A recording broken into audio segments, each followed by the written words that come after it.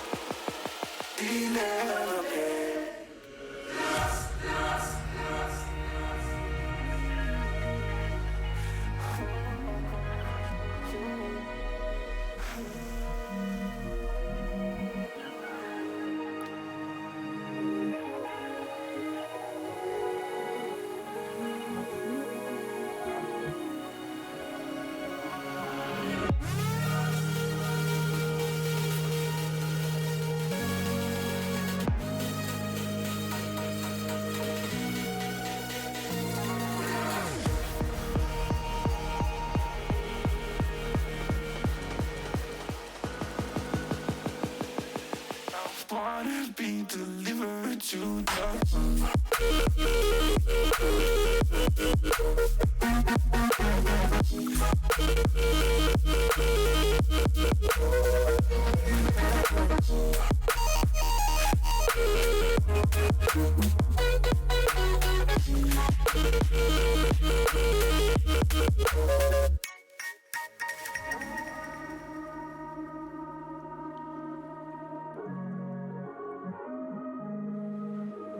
I wanna be delivered to the rug.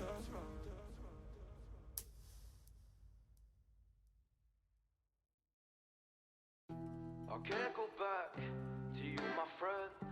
Don't even ask, don't play pretend. You know you left me lonely, I could tell them the whole story. It may take a couple hours, I've got time, let's get the chat. How could I explain the situation? Man, it's so damn complicated. Where do I start, where do I end? I should go back to bed. I'm going back to all the basics, teaching myself now how to erase it. It's like learning a whole new language, and I'm afraid, too scared to face it. I just want consistent clarity, but all my thoughts destroying me. Some peace of mind is all I need to give peace to all of my family.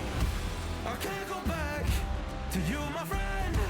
Don't even ask, don't play pretend.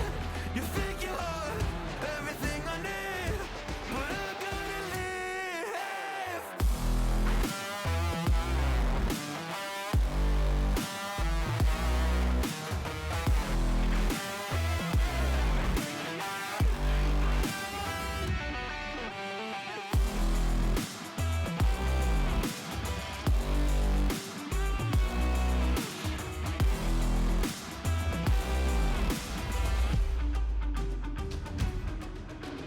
Try but can't get through to me. It's not you, yeah, it's always me. I close my heart to you, you see it opens up for nobody. It's been so hard to fall asleep. The weather always makes my nose bleed, makes my nose bleed. It's so hard to believe that one day I'll feel peace. I want control over my life, I want that driver's seat. Yeah, it's not you that I need. You push me down when I'm weak. You were never there for me. Go pick up your keys and leave.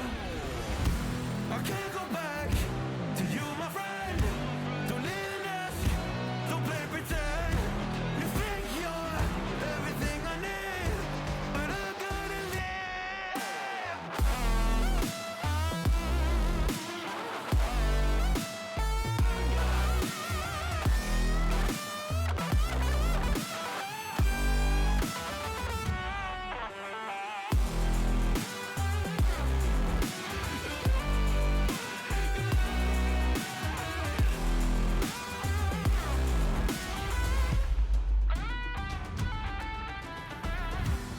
Can't go back to you, my friend. Don't even ask, don't play pretend. Cause you think you are everything I need, but I gotta leave.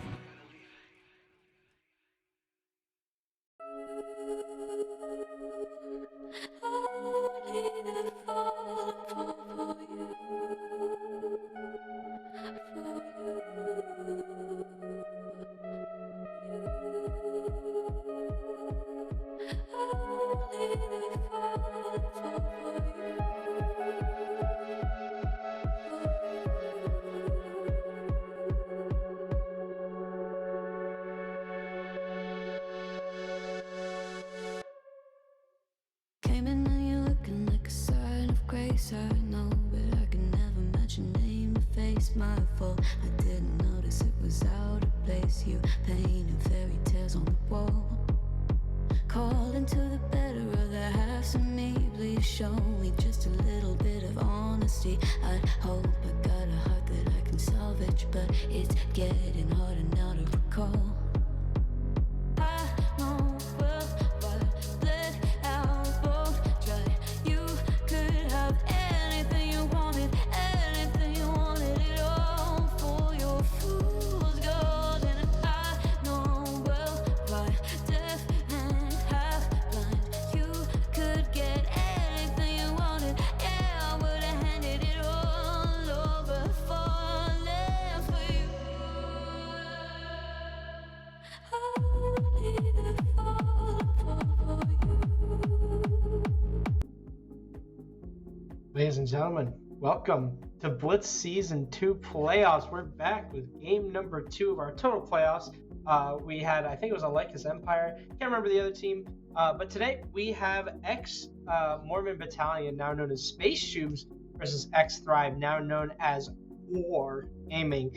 My name is Jasmine. This is I messed it up. I usually don't, but I messed it up. You know, it is what it is, but we've got an exciting matchup. These two teams actually do have a history previously. They played against each other during the main stage. They weren't in the same division, but they were in the same conference. And they played, and QOR kind of whooped Shoobs. I'm not going to lie. It was 2-0, pretty decisive. But we're going to go ahead and take a quick look at the bracket as we see all of the teams that actually came out of the group stage into the playoffs. Yep. So it was I think it was so QOR and Space Shoobs on the side of the bracket could play TSG. I can't remember if this was, I think Lycus Empire have a different name. I guess they're TRG. Yeah, so that was the game that happened on the 25th. This game, QOR versus Space Shoobs. Obviously, we're kind of in the beginnings of the playoffs. We still have 2 more games to go on the other side of the bracket.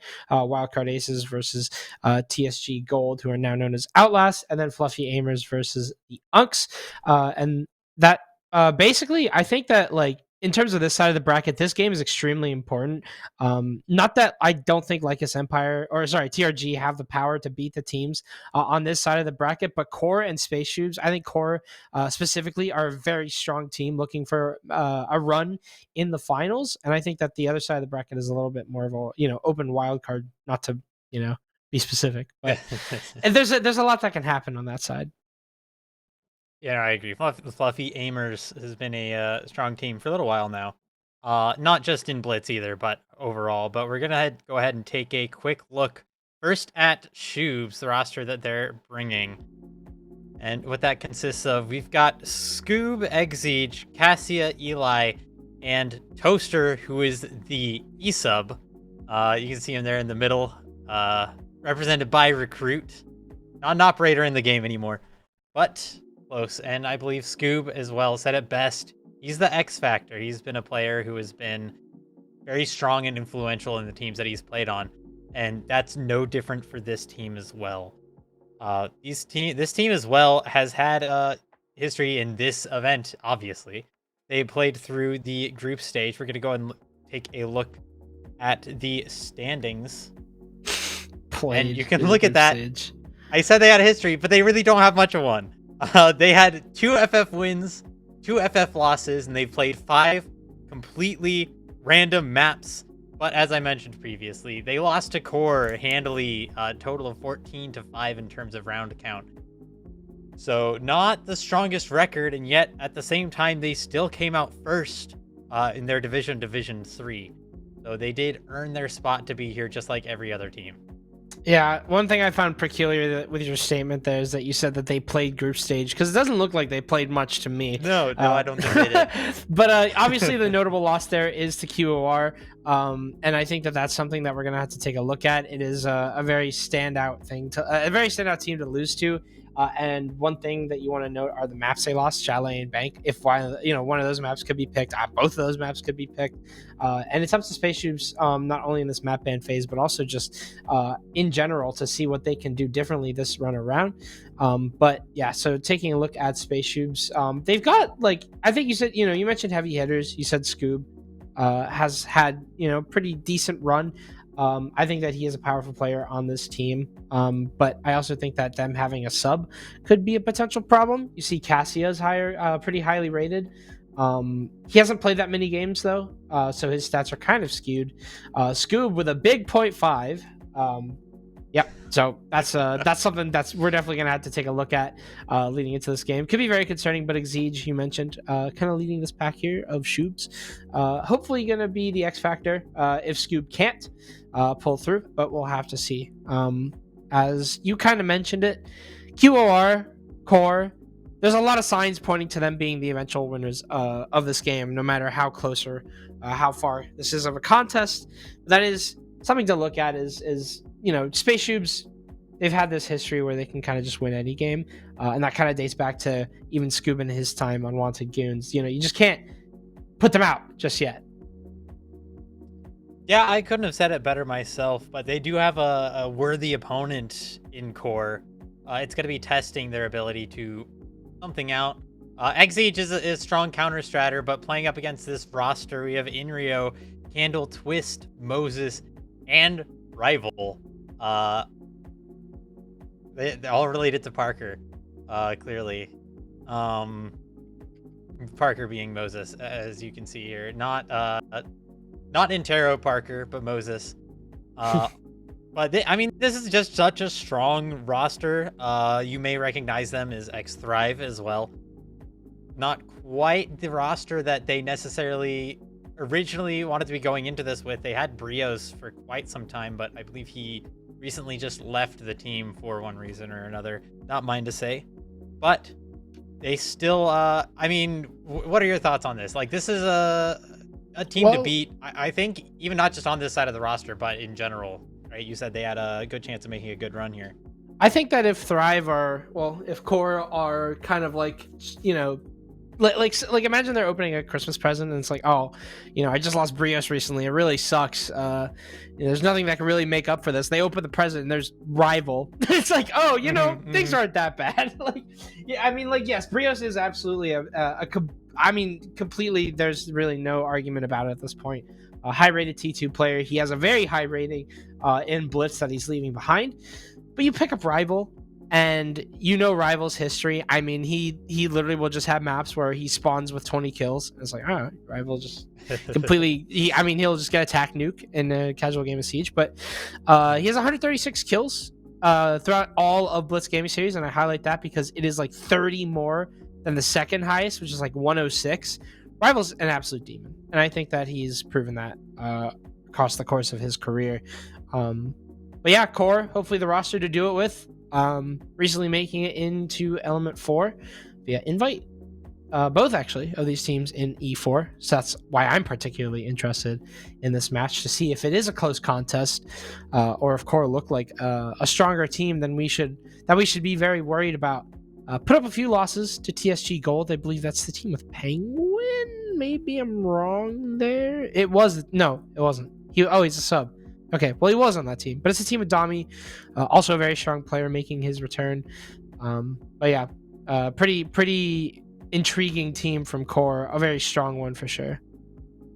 Yeah, and despite that, Core actually didn't come first in their division. They were second in Division 4 with a 5-1 total record. And something that wasn't present with the other team, they had not a strong preference for any maps, whereas Core had a very clear preference for Chalet with a 4-1 record on that map, and Bank with a 2-0, which are both the maps that they beat Shoobs on. So if I'm Shoobs, I'm probably looking at that and going, those are the two maps that have got to come off the board. Yep. So looking at the maps that we want to go into here between Core and Space Shoobs, I think this tells the whole story, and I think that this is going to be where this game either lives or dies for one of these teams, and Chalet's there. So Core, throughout literally their entire history as a team, dating back to Thrive, dating back to their run in Element 3, Chalet is one of their most played maps. Chalet is one of their most successful maps, and Chalet is one of their least banned maps. And Space Shoobs have kind of just walked into the Lion's Den. Consulate being the third map for Core is also pretty good for them. They have a pretty long history. On Consulate, although they aren't as successful as they are on Chalet, they still have a lot of time played on this map. Nighthaven, I think, is a little up in the air. I think that if Space Shoobs are picking it, we should expect them to be comfortable on it, but that's only for time to tell. Yeah, the Nighthaven and Consulate are the two maps that Space Shoobs won on against the Unks. Whereas in this event, QOR actually lost Nighthaven twice, with no history of Consulate in this event so far. So I'm expecting that should be a pretty solid matchup throughout the duration of this best of 3. But we're starting it off with Chalet. Ooh, they both start with C. It's basically the same map, right? Yeah, We're starting us off with Chalet. We've got Bans.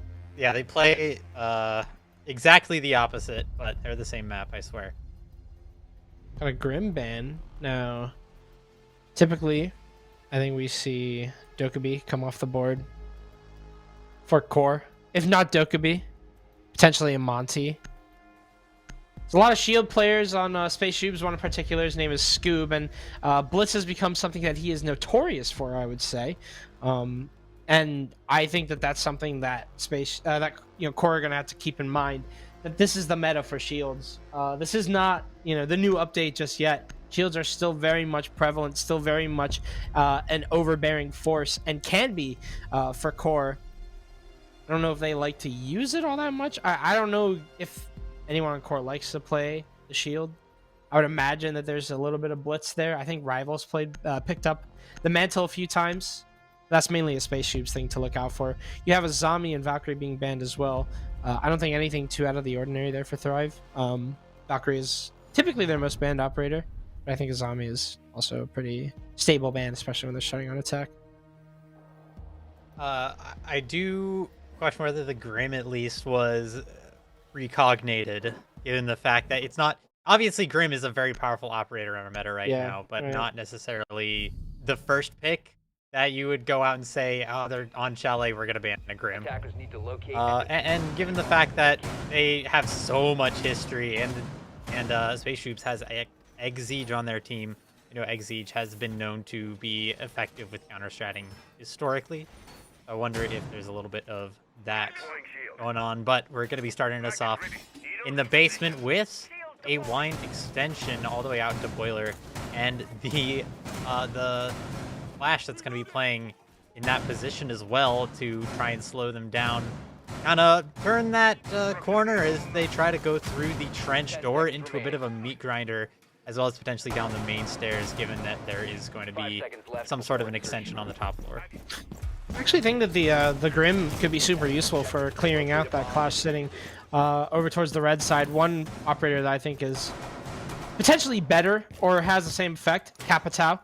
Have the burns there, can utilize them, but the Grim is powerful on this map. I mean, it's just kind of, you can think of a use for Grim on any part of this map, especially with the way that Space Shoobs are playing very extended towards this top floor. You'll actually see Exige moving upstairs with the Clash and doubling up with Cassia as Inrio opens main door with the Ram, but wonder if QOR are going to go for that full clear. You can see them positioned over towards the trench and garage side. The Clash is not playing over towards red, but I'm assuming that there's a shield there. There should be one, but it seems like QOR are already off to a pretty quick start as Rival just swings trench with the Gon 6 and meets his end. The Gon 6 doesn't even have the intended effect there. It's a freebie off the start here for Space Shoobs. That's going to be a big pick as well. As you mentioned, the Capitao is a strong replacement for the Grim, and that's not going to be available to clear out Boiler or any top floor positions, which is going to be it's going to make the Clash more difficult to bully and push around. Instead, the Clash is going to be able to stand straight, stand tall with her shield up, and potentially have a player playing behind her. That being said, we also have a minute and a half off the round already, and while the top floor has been given up, that is quite a lot of time to be getting towards these walls. And a 5v4 as well. QOR doesn't look super strong going into the second half of this round. Not being flustered just yet, though. Had a little bit of drone work there. Opened up the Wine wall and are now starting to utilize the vert that they created with the Ram. Twist. Also, just opening up everything around. Core. Sorry, gotta get used to that. Not looking to be super detained by the situation that they're in. Losing Rival was definitely a bad start, but getting Eli is big. That's a lot of stall removed, and no C4s. That's pretty much your only plant denial off the board here at the minute mark. A huge kill to have and find here for Core. It's an advantage nonetheless, but you still have Exige up, who could be absolutely troublesome. Yeah, and I want to point out as well, Core, ooh, massive pick by Cassia, Cass Wizard Freak. And with that Clash still standing there, it's going to be nearly impossible to clear anyone out of that bookcase corner. Instead, Buck's going to be opting to go around the blue stairs. 4v3 as we go into the last 25 seconds of the round. Despite the preparation, Space Shoobs looks pretty strong moving into the last 20 seconds. Yep, it's a 4 versus 2. Cassia finally shut down. A double kill on the round for him, though.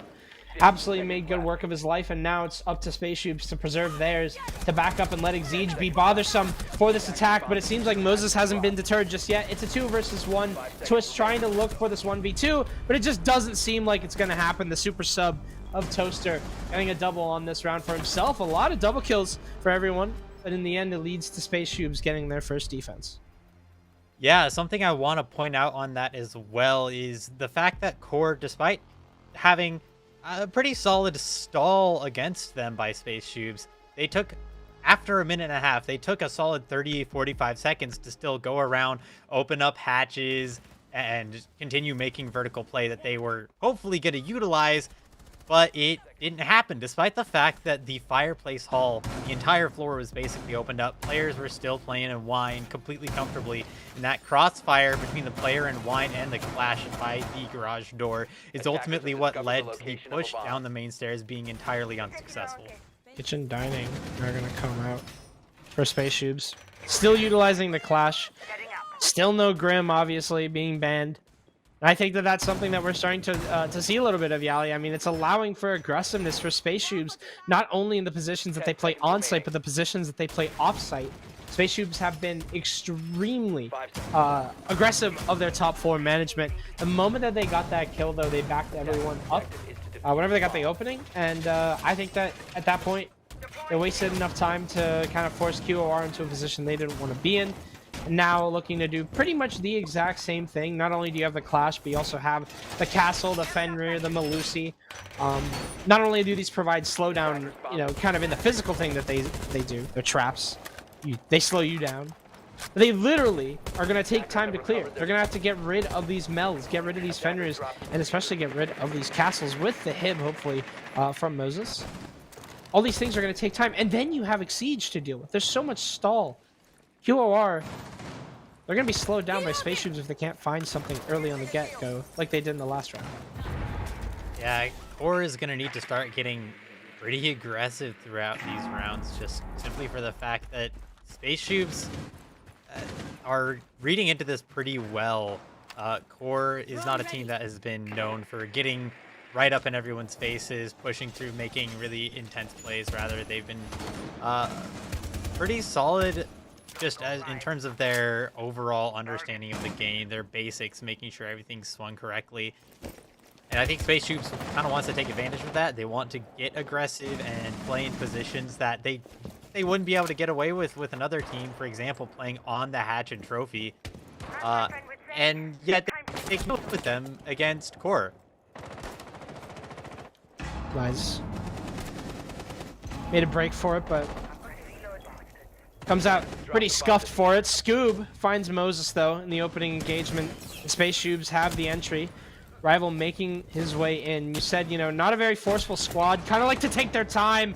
But unfortunately, Scoob is simply digging their graves. It's a double here for Scoob. But Enrio finding the opening pick for his team. Being spotted inside a bathroom. Exige is still assisting Scoob upstairs to make these plays. As he holds Solar, he predicts correctly on that swing and tags Twist up just a little bit. Enrio and Twist just trying to break through this. But Twist actually kind of fires off Enrio there. And now, Core are forced to push in through Master in this 3 versus 4. And Exige is still wasting plenty of time here. Getting the Clash out of that position gives them a different angle that they can try and push Scoob from, but he's going to be holding strong, especially with that Clash up there as well. Making calls like that, swing through the Jazz Hall, doesn't do nothing, but a good trade comes out. However, that clash is going to slow Inrio down so much, forced to turn around and just make his way back downstairs. No control over the top floor, and it's up to an execute. No control of the diffuser either. Candle spotted out, maybe even not. It's a double here for Candle. But now he has to find Exige. Exige is gun up, and now just going to pull up the shield. And with 4 seconds left, and with Candle being completely shocked away, he can't 1v1 his man. And Space Shoobs will win off the clash despite the efforts of Candle and that double kill. Towards the end, the diffuser was dropped on the floor. It seemed like hope was lost, and there's just a big glass shield staring you at the face to pretty much confirm it. Space Shoobs now up 2-0. Yeah, we can't stop talking about it either, but Space Shoobs is doing a fantastic job of wasting time. Yeah, right? Space Shoobs is doing a good job of wasting time, and they won off of time that time. It's a 1v1, but it's a 1v1 against Clash with 5 seconds left on the board. It's lost entirely. There's no chance it's happening. So much of that just off of Scoob staying upstairs, playing extremely patient with the Clash as well. Good team play by those two players. Shoobs look pretty strong, and this isn't the easiest map to waste time on either. They are bringing so much utility for that time waste. Mira, Clash with the Melusi as well, forcing Inrio on that top floor and piano to shoot out the Melusi. Can't really keep pushing towards the Clash, especially with the camera behind him. 10 seconds left. There's just not enough time for Core to be wasting anything. They have to start getting way more aggressive early on in the round, get right on top of their drones as they're droning through, make those drones hot as possible. And maybe they'll have a chance of taking some more of these attacks, which, need I remind you, Chalet is still the most attacker-sided map in the game.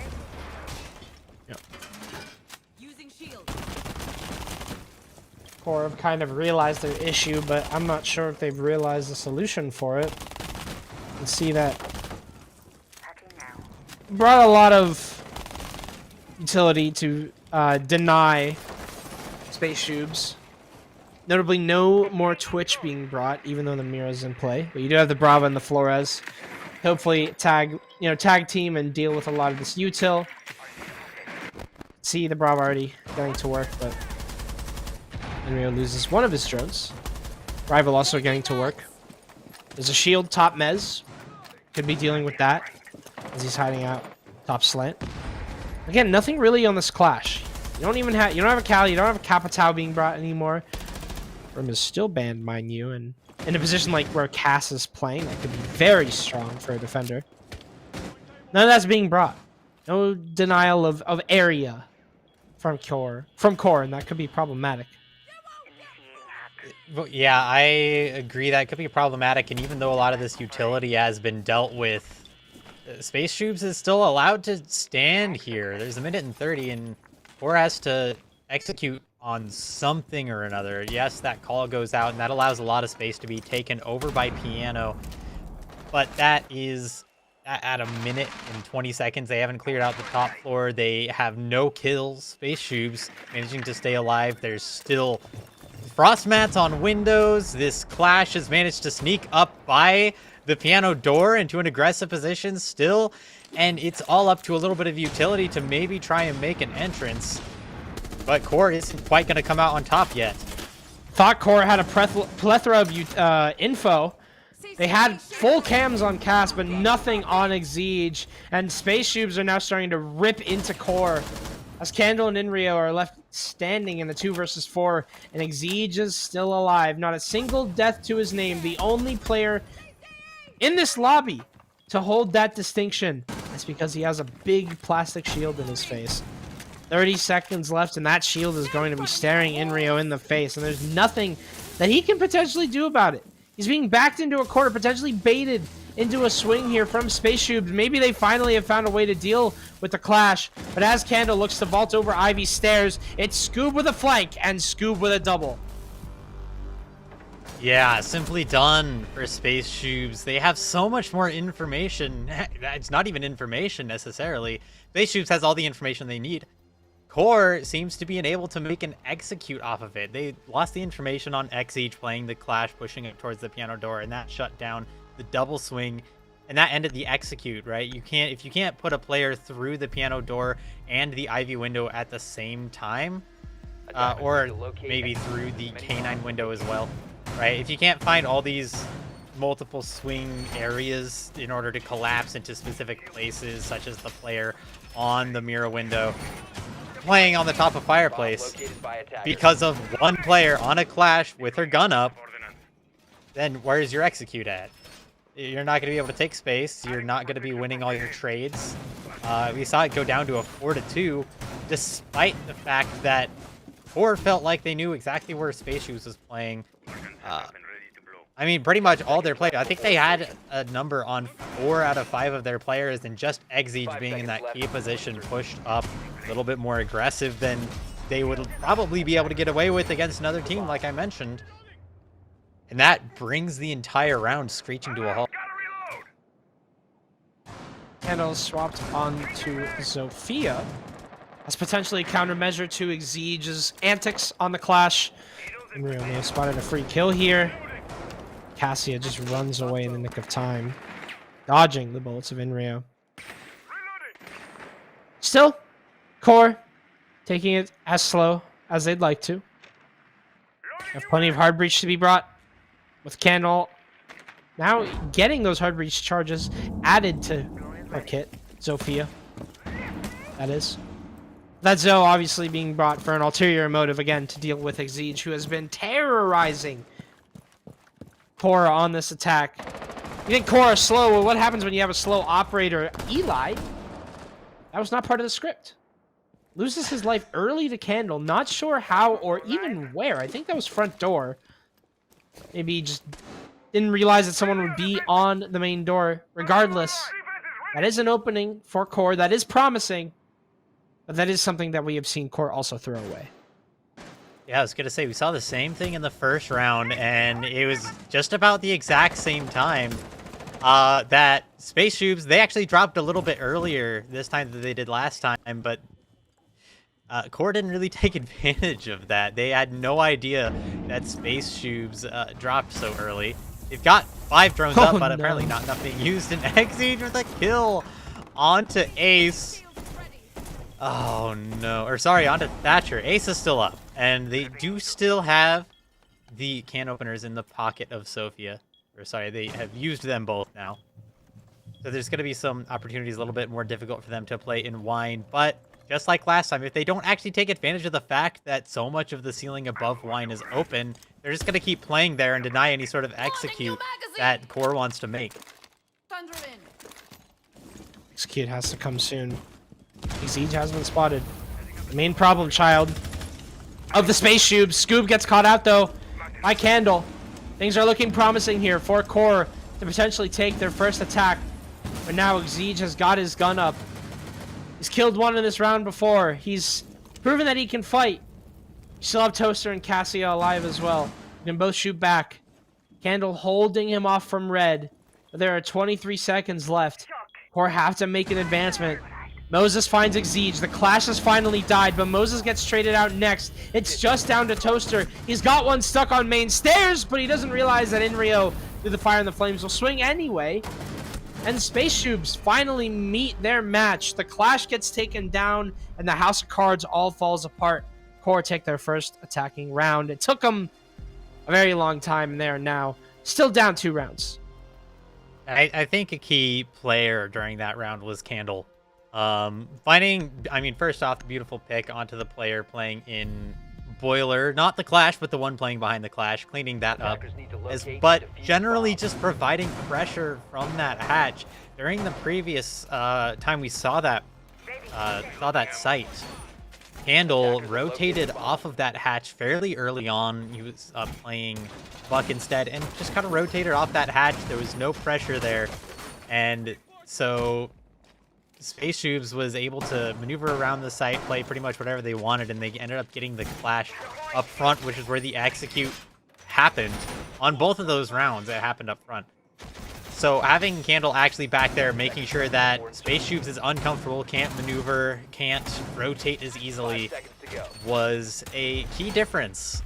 And I think a lot of that came down to QOR just taking a deep breath and relaxing making sure that they're making the right decisions instead of what looked like during round 1, maybe just kind of getting a little bit giddy to get going. Well, Giddy did play this first major. I do remember that. And Rio was once his teammate. Potentially a successor to the throne, but Inrio's had his own story. Isn't that crazy? I just converted that giddy little. That was terrible. Me when I completely Love you. ignore all of your analysis and move on to the giddy word. Yeah. Yep. Hey, you know what? I get it. I get it. That's important. Giddy. We got a story to tell. Core, not really experimenting with operator lineups. We've seen the exact same thing before. Moses immediately, grab that candle. Immediately trying to get that top mez wall open. The Kaid and the Uberau are gonna make this a little bit complicated. Again, just anything to waste a little bit of time. The tub is a great and very thoughtful pick. I'd like to believe that Space Shoobs kind of know what they're doing at this juncture and know that the longer they can bleed out the clock, the easier the round gets for them. Last time around, though, Core proved that they can indeed manage to not throw away a man advantage, as they did last round, getting their first attacking round. They proved that if Space Shoobs play too aggressively, too cocky, they will punish them. But nothing has come of it just yet. Or is playing patient. There goes the logic bomb. And a player making an aggressive entrance. That's 2 kills for Core off the logic bomb. A massive entry. 1 through the trophy, 1 on the top floor, and Twist with another. Now Eli falls. And we find ourselves in a 2v5. Yes, once again, Exige and Scoob, the clash and the player behind him. But here comes a swing. Scoob loses his life, all up to Exige. And that's not going to be it. Flawless round for Core as they finally get their legs under them. Ooh, we got a little bit of life here. It seems like we got a little bit of something out of Core. 2 rounds in a row now. And this is not going to be an easy game. I think one thing that we predicted was that this was going to be Core just kind of running through Space Shoobs, but this is nothing like their game in the group stage that they had against each other. Core have found there's a little bit of a hill to climb, but they're starting to climb it well. A flawless round, like you mentioned, out of this Core squad. Space Shoobs did not expect the execute right at the 1 minute mark, and it completely caught them off guard. 2 kills right off the bat. Absolutely massive. And I think that Core kind of know that they have a little bit of control in this. They kind of have taken the wheel, and I think that Space Shoobs can confirm that too, as they have opted to switch up their strat a little bit. Exige on the mute, Scoob on Mozzie.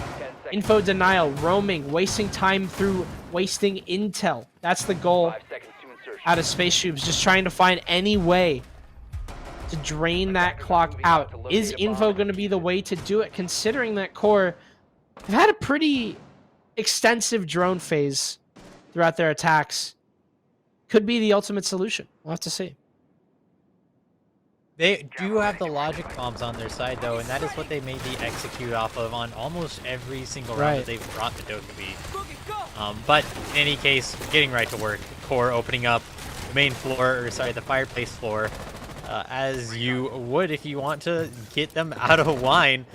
This time, I hope they do it again, where they actually make sure that they can't rotate around and be comfortable, and that they actually get them out of wine, so they can't pull the crossfire between wine and the connector or the main stairs and the bookcase, so on and so forth. But not a whole lot for Core, obviously, as we start off. As you mentioned, they do like droning. A couple of shots fired here and there, and they are aware that there's a player on the main floor still, but they aren't super intent on getting aggressive early on. They know that Shoobs are going to fall back when they fall back, and there's not a whole lot that they can do to make them fall back faster or slower.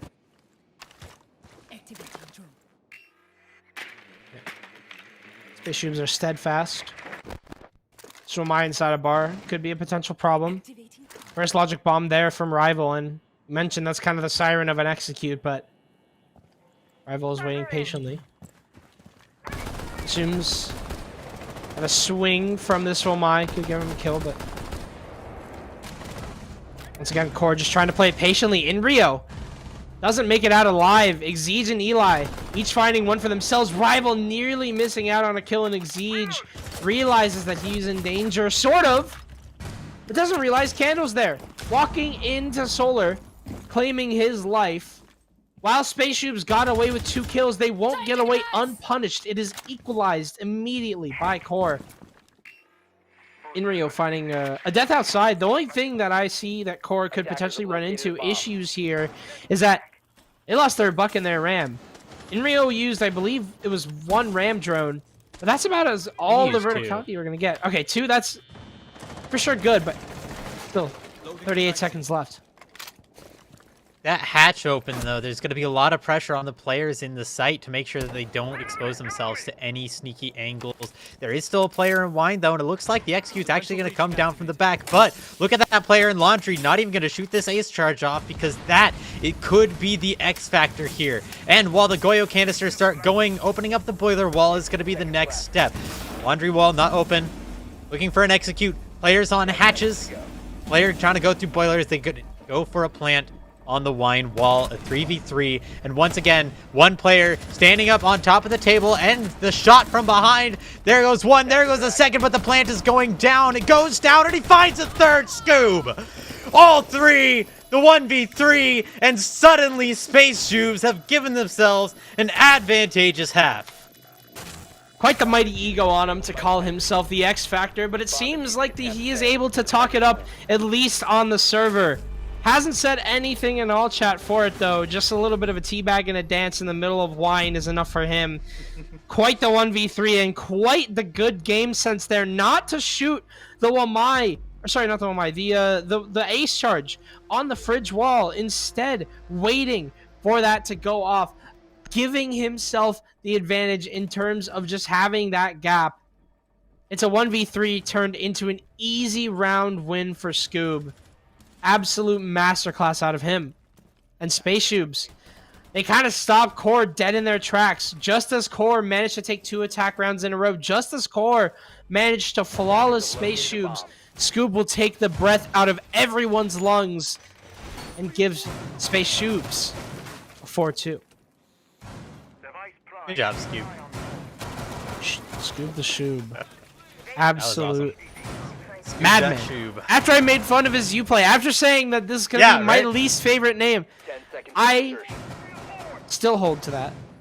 I still absolutely believe that. You don't like Scoop.Shoob? No. I don't like his name. It's stupid. It's stupid. I'll say that to his face. And you know I will. Yeah, I know you will. Yeah. I'd like to see it too. You should film it. I will. I'm gonna steal his lunch money. No, Boston? Yeah. Okay, maybe don't film that. That's making your own evidence. Well, yeah, obviously not. I can. Anyway, we're starting out on dining, kitchen. Pretty simple from Space Shoobs. They look to start just making aggression over here in Solar, as well as more than likely in Trophy as well. At least making sure there's no one up there, but that's going to be their modus operandi as they go through into the top floor. They want to clear players out of there, but it looks like a lot of the hold is from Core actually going to be horizontal.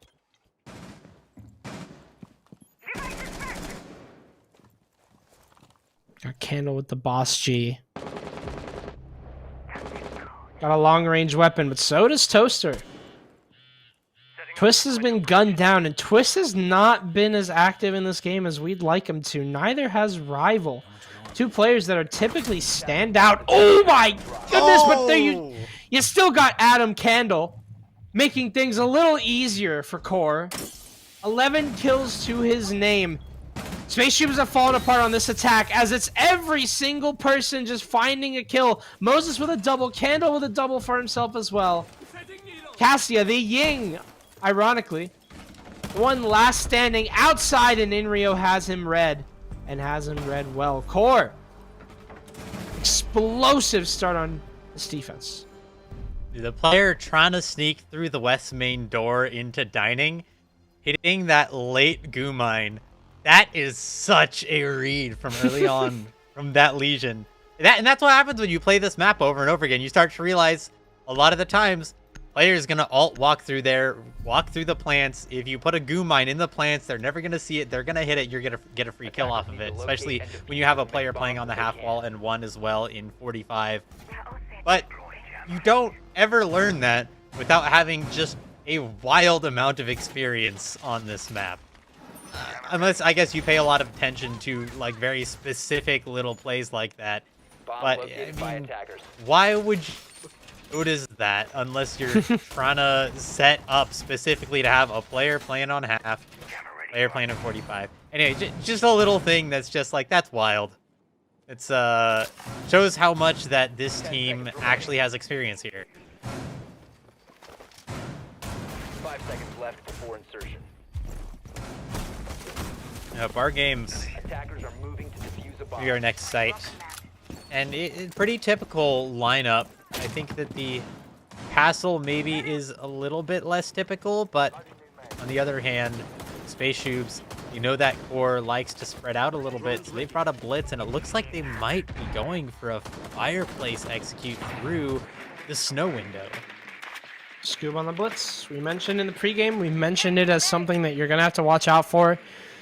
Monty being banned by core, kind of a itching my head sort of scenario. I think that it makes sense. I mean, they typically ban Monty. It is one of their like 2 bans that they have on this map. But you also have Scoob that you're playing against, and Scoob is a Blitz, you know, fiend. He absolutely loves this operator. It's like the only operator he plays at times. Do I sound like I'm making fun of Scoob? I am. I love the guy. It's one of my best friends. But getting Candle back into safe is big, especially as he nearly finds that kill on the executing operator, but with smokes as well coming out and aggression from Moses. There's 1, there's 2, there's 3. And now in a 2v5, Shoobs have nearly nothing to go off of. Candle is forced to fall out of safe, but that's not a whole lot.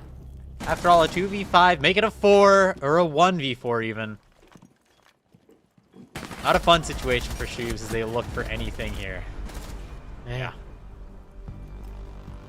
this has turned into a beatdown here by core. They have found their momentum, and they have found it well. Launching themselves into this game. They had a little bit of trouble on the off. They have completely made up for it and have now tied against Space Shoobs.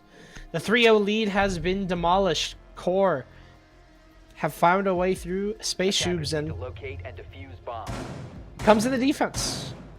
Not all in the offense. 2 rounds in a row for Core on D. Struggle a lot more on offense. Even though you mentioned Chalet, pretty attacker-sided typically. Space Shoobs. All right, to be clear, I said it's the most attacker-sided map in the game. It is still technically defender-sided. I know. By like I'm just playing 2%. I mean, yeah, but I mean, at this point, I don't know how much it matters. Just because. Yeah. I think that It's like a coin flip. it kind Swinging. of is, and I don't think that Core have necessarily. I don't feel like Core's strength comes down to, oh, Chalet is attacker sided. Core's strength kind of comes down to, we're confident on this map. And I think that for the beginning 3 rounds of this series, I think that that confidence was missing. And that alone was enough to, you know, kind of get that rough 0-3 start. But now that they've found their confidence back, now that they're taking a lot more aggressive gunfights and kind of not allowing Space Shoobs to bully them with this blitz and with this aggressive play. Let's see, the Wamai actually going to stop Eli's ass charge as he tries to get that mirror early. Gonna waste another one down. Seems like that'll be enough. You also have the Twitch drone from Toaster, so those mirrors shouldn't last for too long. Bear in mind, this is a basement defense, so this mirror is being played in hopes of the rotate down. Not sure if that hatch is open next to, I believe, Moses, who is upstairs. You have Rival inside a bar. You played this position last round. Seems like a pretty typical defense from Core. Yeah, no aggressive opportunities for quick plays by Space Shoobs. Core is kind of reading into them. They get one Twitch drone and another standard drone, but didn't read the player walking up behind him. Scoob kills Candle, and that's going to be an opening pick for Space Shoobs. I'm not even sure how he got in the building, to be 100% honest. It's a pretty good entry, though, out of Scoob. Candle is absolutely the player you want to find in that scenario. 14 kills to his name. He has been a hassle, to say the least. The next hassle they have to deal with is Moses, though, sitting inside of dining. If they can find a kill off of this, that would be huge. Oh my gosh, Toaster off the fadeaway. Moses, he nearly got away. He even faked the sound of the drop. He did everything he could to try and outplay Toaster. But Toaster simply just shoots him through the floor, and that's another kill granted to Space Shoobs before this execute, and that is a huge amount of control that they have now been granted. They no longer have to worry about that drop. They have that kill, and they now have dining control, which means they may be able to drop down the hatch at any time. Only 50 seconds left to go, though. It's not a lot of opportunity to push Core around. Never mind, Eli with another. Now it's a 5v2. Honestly, at this point, Space Shoobs could all walk through one door. Okay, maybe not, but I mean, with the control that they have, with these holes open, one more kill onto the blue player, and while there's going to be some shots coming back, it's not likely going to go in the favor of Core. Twist has got a huge, huge hill in front of him, and it is absolutely not going to work out in his favor. Space Shoobs will recollect themselves, and they found themselves an attack. They found themselves their debut attack on Chalet, we'll say. Their first attack on Chalet, and they'll immediately wrap it up into a timeout, try and figure out what to do next. This has been a way closer Chalet than we had anticipated. I kind of thought that Core would find a way to just slam the door shut on Space Shoobs early in the get-go, as we've seen previously in the season, and as we've seen previously in Core's other Chalet games. This is a very strong and popular map for them, but what a win it would be for Space Shoobs to lock out these next two rounds and take Core's map pick and potentially knock out a favorite to win this tournament. Yeah, and keep in mind as well, last time these two teams met, they did play on Chalet, and Shoobs lost. Not only did they lose, they lost 1-7. It was a dominant showing from Core, and this time it seems like they can't quite run away with it. They've actually got some competition as they try to, honestly, I feel like, take ones here.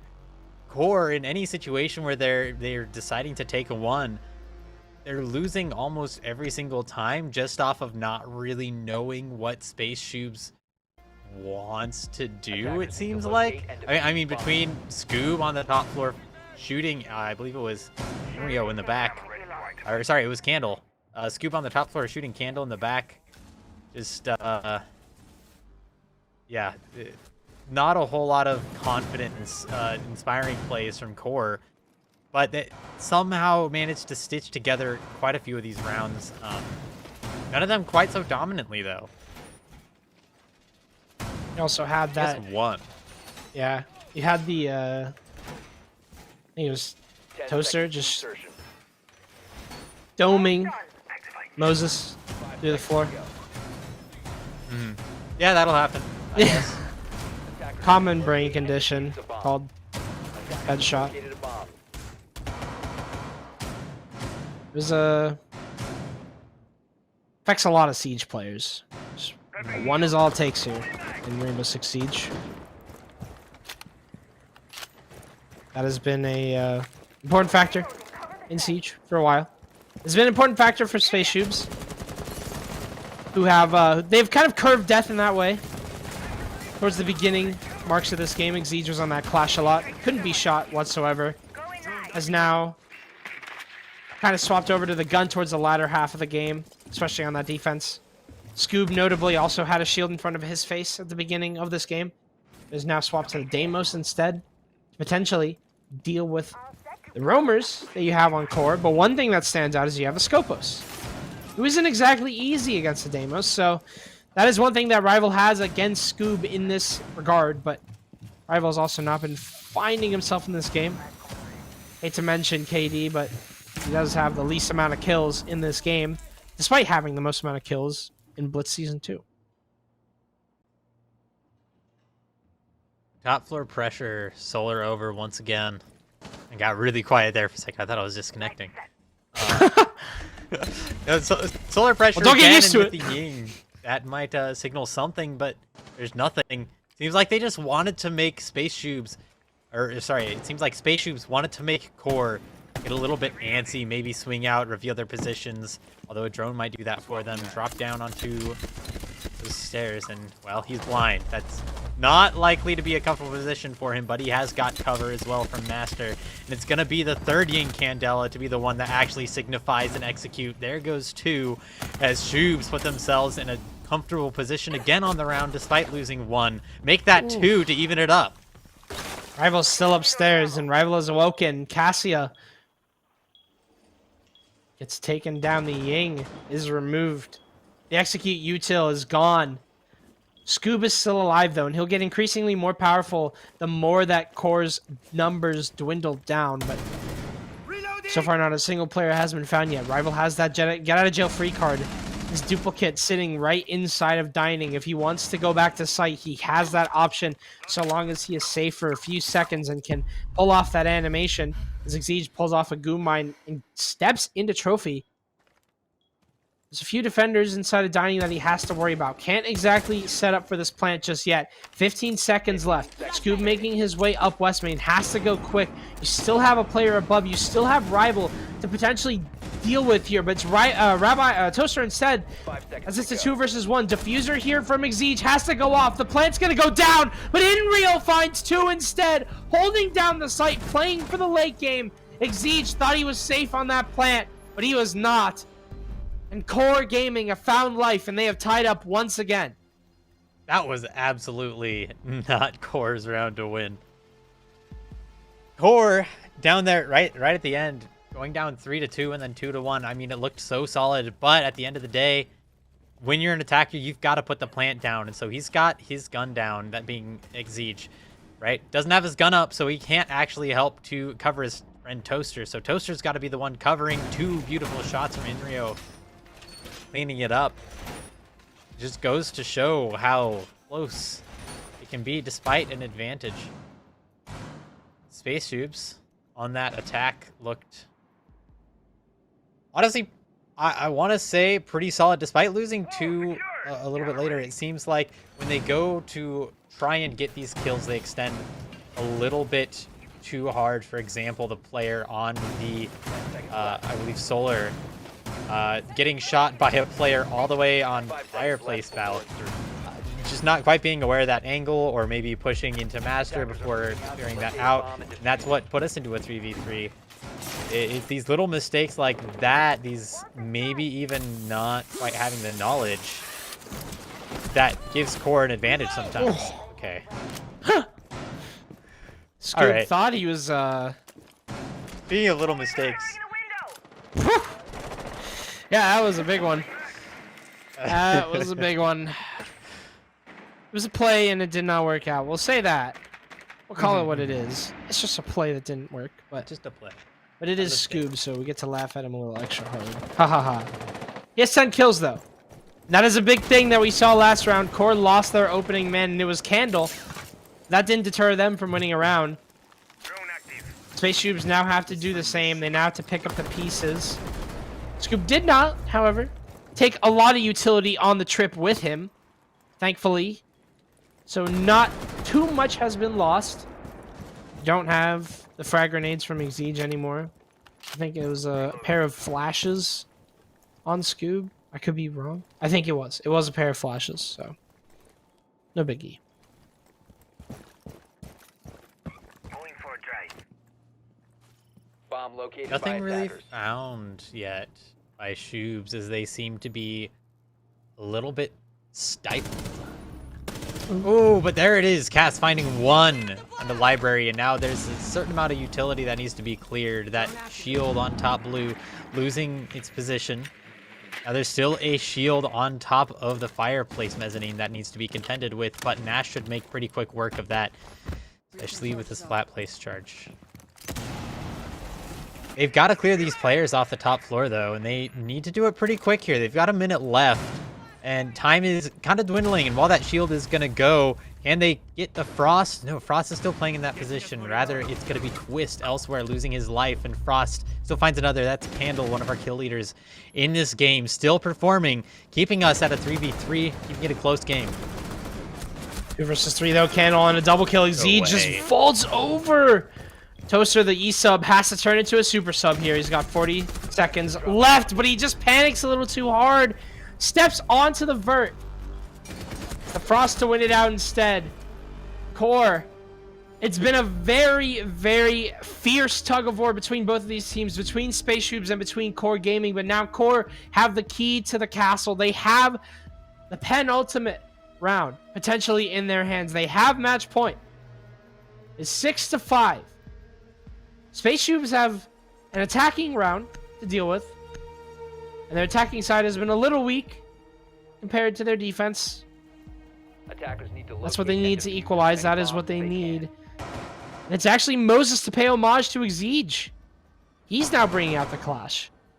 I wonder if that's going to be problematic at all for Space Shoobs. I wonder if Core can play Space Shoobs' game of stalling, of delay, with the Goyo, with the Two-Brow, the Smoke, and the Kaid. All of this to stall, all of this to waste time. I'm assuming you're not dedicating too much to the roam then, because you have no Mira. You're at least not dedicating too much to a dining hatch. I'm not sure if it's open or not, though. But regardless, can Core stall out? Can Core simply drain Space Shoobs of time? And can Core claim victory on their own map pick? I think a lot of that's, in this round in particular, is going to depend on whether or not Space Shoobs knows that they're going to be going up against a clash. They have brought a Thatcher, but I can't confidently say that's to make Flash a little bit weaker. Instead, it looks like this main wall is going to be the first point of contact. They use one EMP just to put... I like that. Using, I guess, two might be a little bit much. It makes sense. Don't know if they're tricking. But using the fuse on that wall to make sure that not only is no one playing there, that any utility is cleared and then not going to be able to trick that, I think is pretty strong. It's going to clear out a lot of utility that could be there in case they decide to go for an entry there in the future as well. Anything like a Malusi gadget or a Two-Brow. Two-Brow is going to be as well rendered moot given the fact that Candle is now dead.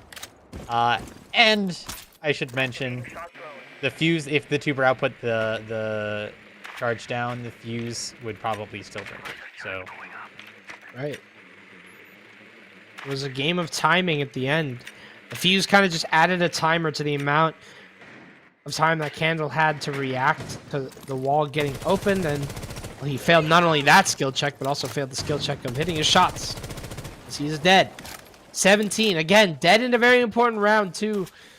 Core are going to have to manage with that. They're going to have to try and either find a pick from this or continue on their time wasting. It seems like they are looking to become the aggressors. Inrio, in particular, has the Mossberg to play with inside of blue. Anticipating someone to meet the call of his shotgun, but no one has. The fact that that wall is once again electrified has put an absolute damper on any push from Shoobs, and while there is a Twitch drone to try and deal with it, I mean, how much are you actually going to be able to do that, right? Yeah, I mean, there goes the fuse to finally deal with it, but it has slowed them down significantly. At this point, 50 seconds left on the clock. This looks like it could be some sort of a flood down main, blue, and through the garage. That's my guess, at least, as to what's actually going to happen given the positioning on the main stairs. Fireplace stairs, I guess I should say. But there's so much presence in wine as well as blue that this might just be a really hard execute to actually pull off. It's 4 versus 3. Space Shoobs have found man advantage. No more smoke. Inrio, a very important piece to this round towards the end, has fallen. The only stall you now have left is with that clash and with the Goyos. But as Rival gets taken down, things are going from bad to worse. Core is starting to lose control of the bomb site, and they may start to lose control of the timer as well, as it's going to flip against them as Exige gets the diffuser down. Moses is gun up, but he won't be for long, as it's Castified 2 and Space Shoobs. After all of that, after all that stall that they managed to get through, the main thing that Core loses is the smoke. They lose the potential to completely deny that plant and force Space Shoobs into their angles. But Inrio just dies right at the execute. And this game is no longer in the hands of Core. It is now up in the air as we go into overtime. Attackers need to locate and defuse as many bombs Infinite as they can. overtime, mind you. That is correct. This could go on for quite Attackers some have discovered time. the location of a bomb. That round, I want to point out, I was not confident in their execute, the execute of Space Shoobs, that is. Just given the fact that they really had so little control over the map and so few options, but being able to drop into the connector and find the kill onto Wine, that was the player I had mentioned I was most worried about. That was the player who was going to potentially be able to deny the cross from the main stairs onto the bookcase in order to make a plant go down. But with the player dropping in a connector and finding that with an aggressive swing, a quick swing, one that puts him into a little bit of a vulnerable position. Attackers are moving to defuse a bomb. Really, it kind of writes itself. You end up with two players just trapped in blue. No one trying to push down blue or anything. They just kind of leave them there, make sure that they can't walk out because it's such a long distance to try and walk towards the bookcase player, or even to walk around towards the head holes in Wine. Why is Mute down? I have no idea. That is a fantastic question. Inrio, seemingly fate has not been kind to him. He was very integral to that last round and also died. Not to harp on that for too long. Just something worth bringing up. But he's back up at the very least. And that is what is important. Hopefully he can stay around for as long as possible. His teammates would love that. Has a C4 in his pocket as well.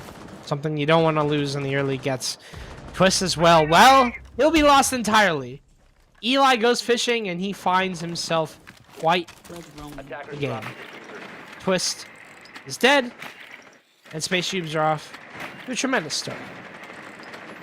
2 players still to clear on the top floor, and remember last time Core, this is right the exact position where they managed to hold them off with this castle barricade here that that Eli is gonna actually have to punch out. But not only that castle barricade, but the fact that they had a shield both on top blue and on top mezzanine, which they do now, and the mute jammers to prevent the Flores from being used on those means that's gonna waste a lot more time than it would otherwise. Oh.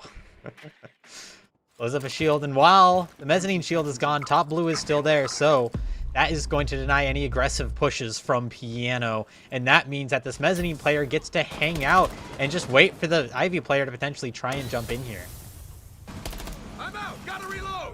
Rival has a big, important role to play here. That Warden, he can be forced out by nades, but now that there are none, he's very much safe there. It's a 3 versus 3. No one with advantage just yet. Positioning being forced by Space Shoobs. They have Ivy control. The shield is still there, but nobody's on it here. It's a push-up Mez, and Toaster finds Rival, but the C4 from Inrio, we talked about it, and thank goodness he lives, because he's able to use that C4 to great effect, and Eli, shutting down Candle, now leaves just Inrio with 20 seconds left. He's got quite the position to play with here. He has the shotgun in pocket, but opts to take a 1 versus 1 with the SMG-11.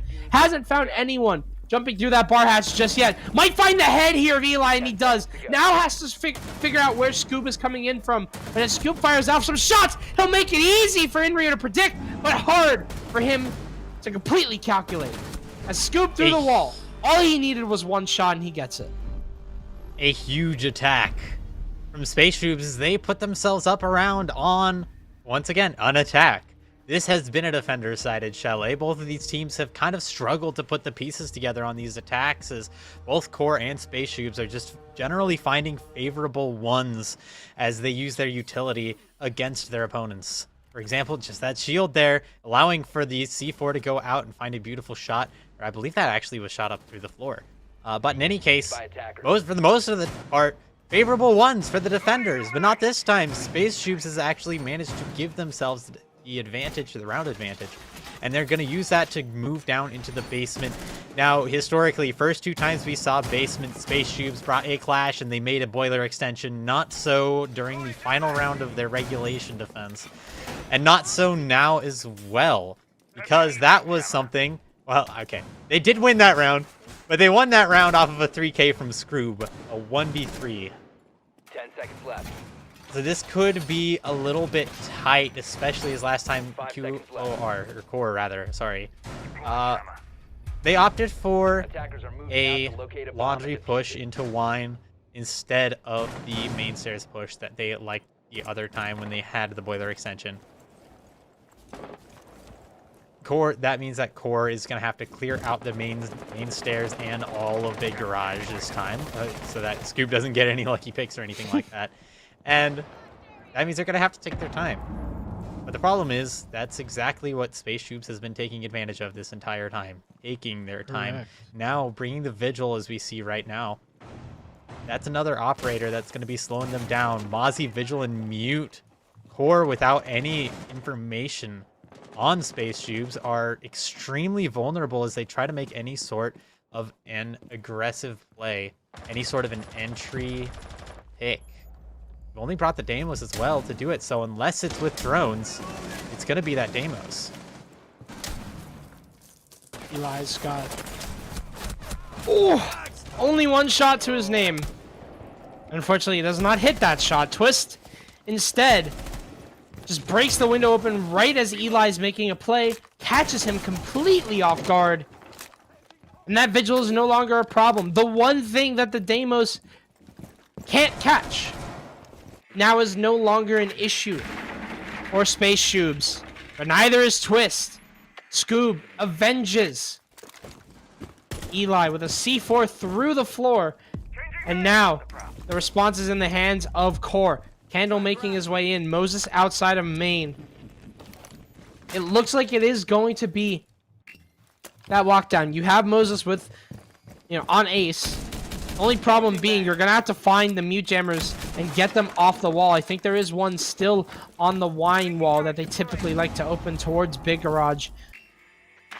So, pretty typical, pretty standard of this, of Core. This is the same attack that they ran last time, like you mentioned, where Scoob was inside a fridge and just completely made a mess of things. Let's see if Core can... still in kitchen? Attackers have located a bomb. I would hope not. It is. I don't think so. They've been in there the entire Getting round. down. Yeah, no kidding. And we're getting down to the last moments of this round, and while there is a flank going out, the yellow ping is going to be there, so this X Factor of Scoob is not going to be as effective this time as we move into the last 30 seconds. And they know he's there. Exactly. Toaster, though, felled inside of sight. Core are going to take us potentially to another set of 2 rounds here. If Scoob and Exige can't say anything about it. Scoob is down, and it's all left to Exige. Here's that plank going down. Gonna make his way down main, but it's Candle for the receipt. Has him ready. Has him on the net, and just catches him. Core. 7-7. But it's not. Match point. As we continue going through these rounds, as we continue seeing these attacking rounds get a little bit stronger every time, I remind you that's because Chalet is a small map. It's not easy for the defenders to rotate, make their way around any positions. And so as soon as one of these teams feels like they have the other team figured out, they know what operators to bring, the onus then becomes on the defenders to make an adjustment. That's so hard to do as a defender. You have to have someone to call that. And I'm not confident that either of these teams really have a super strong IGL or strat maker that is going to come up with something on the fly, at least for Chalet, just given the fact that Chalet defense is, as I mentioned, it's cramped. It's hard to get around, and outside of, oh, let's push up into them a little bit harder. Let's take some swings that they're not expecting, or let's fall back quicker like Shoobs probably should have done during that previous round. Outside of things like that, there's not going to be a whole lot of adaptation for the defenders. Meanwhile, the attackers are able to look at whatever the defenders have done on whatever site, because they've seen every site, and make some changes. That being said, I actually don't think we have seen this site. I think this site has been... Oh, sorry. This is dining. I thought this was the top floor for a second, which I was a little bit lost on why they would go on the top floor. No, this is dining. We've seen this site a lot. Defender Oh exposed. No my. way. Candle around the world. Nope. No, that was a good chance. I think that maybe it was Attackers have dropped the bomb. just unlucky. There could have been somebody playing that far angle. I see the vision. Very cool spawn peek. Candle's 19 and 7. Actually, a lot of players on this roster, or on this a lot of players on this in this lobby breaking double digits. Toaster and Cassia, 9 kills, potentially could do it. You got 4 others: In Rio, Moses, Candle, and Scoob, and Eli actually, so 5. 2 players on the rappel for Solar. In Rio has that C4 in hand, hasn't ripped it just yet, waiting patiently. That might have been his best chance there, but In Rio's been effective with those C4s. Candle will not be though, as he is dead. Last time Shoobs tried to attack this, they brought a Ying, and they threw 2 Candelas before actually throwing the one that they decided to go in off of. So they know that he's just baiting there. He still hasn't thrown the C4. He's just holding it in his hand. There it actually goes, and there's the entrance. Scoob and Eli finding 2. Now, QOR looks all but lost on this round. In Rio though, potentially a saving grace here. Does at least one thing to potentially bring his team back into this. Gets 1 kill. Still a 4 versus 2. We haven't seen the 2vx's be all that successful for either squad when they're in this scenario, but potentially could be seeing a change here as In Rio, his 2nd kill of the round, off the retake of the top floor. Exige is getting this plant down though, and QOR are now forced to go on the move here. Twist is down and Scoob on that rappel. They say good half, but guys, it's infinite OT. Rival, why did you leave? Get back! Uh-oh. Rival, come back. We still got more to go. Oh. We're going to pause it for a second. You're going to get to see our lovely overviews of the map. But during the round, so much of that comes down to just the way that these two teams read each other. And that feels like such a specific thing for Chalet as well. Or sorry, I shouldn't say specific. Obviously that still exists on other maps. 2 teams reading each other, but on Chalet, sometimes that's the only advantage you can give yourself. So Space Shoobs throwing those Candelas in over and over again and just not jumping in through the window, wasting that C4 and getting 2 kills off of it. I think that was truly such a strong play because they know that QOR is going to get antsy. They know that QOR is expecting some sort of a play to initiate the actual meat of the round. But it doesn't happen. Instead, it happens in a completely different direction. And that turns the balance of the round decidedly in favor of Space Shoobs. Is they lost all of their site players instead of the players on the top floor. Ying just being used entirely as bait to try and get the players on QOR to be generally uncomfortable.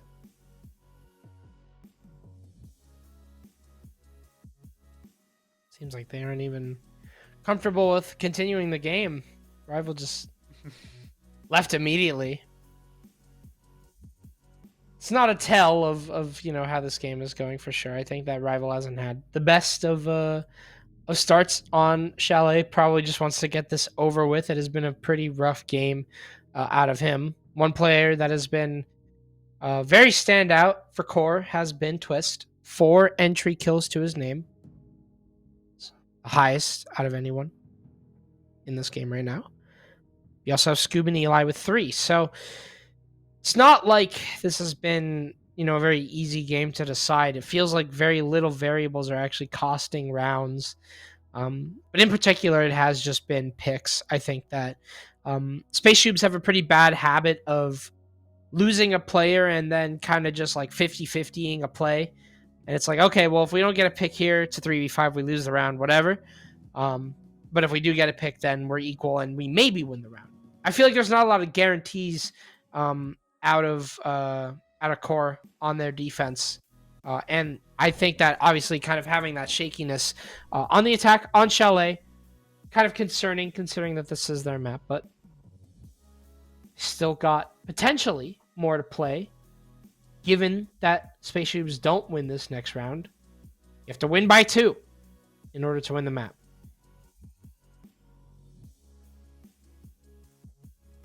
QOR is not coming back at this moment, so we're going to go ahead and cut to a break. So thank you for yapping, Jasmine. We'll be right back. Don't go anywhere. I've been in and out my mind since I hit your phone. I've been counting up the times that I did you wrong. I just want you by my side when I get real gone. Feel it's been a little while since we got along. Yeah, we've been playing stupid games, the situation rotates. And they say communication, safe relations, okay. Medicated how I'm patient, wasting time ain't the way. Cause I can see it on your face. I've been tossing, turning, staying up all night long. I've been calling, yearning, wondering what I did wrong. I could tell by your eyes you got something to hide. So open your mind up, let me inside, and let's make it right. Tell me, baby, what's the problem? Cause I keep trying to figure it out. Oh no, oh no. Tell me, baby, what's the problem? I'm only picking up what you're putting down. You'll be tripping, I don't know what about. So what's the problem right now? Okay, now hold up. Let me get something right off my chest. I've been meaning to read into it, time to put it to rest. Is it stress? Is it that I ain't answer your text? Don't you treat it like amnesia, you know I always forget. Stirring the pot real hot, watch how the plot thickens. Around the clock, tick tock, need more than 20 seconds to get your attention before it's on to the next thing. And I'm over here again wondering, can I hold ya, hear your truth, pull you closer, talk it through. Girl, you know that I'm the one that you can come and complain to. Your silhouette's amazing, but your brain is a maze too. So can you help me find my way while I find something to say? I know the arguing just augments everything going both ways, but baby, I can see it on your face. I've been tossing, turning, staying up all night long. I've been calling, yearning, wondering what I did wrong. I could tell by your eyes you got something to hide. So open your mind up, let me inside, and let's make it right. Tell me, baby, what's the problem? Cause I keep trying to figure it out. Oh no, oh no. Tell me, baby, what's the problem? I'm only picking up what you're putting down. You'll be tripping, I don't know what about. So what's the problem right now?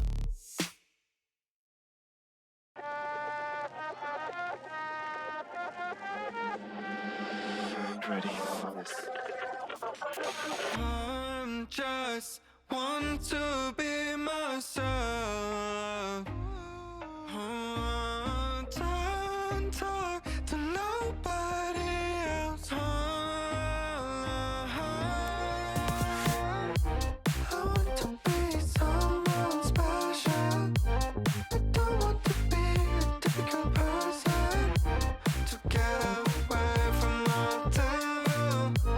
Start from fresh with a fundamental. I feel it, I feel right. I feel it right. I feel it, I feel right. I feel it right.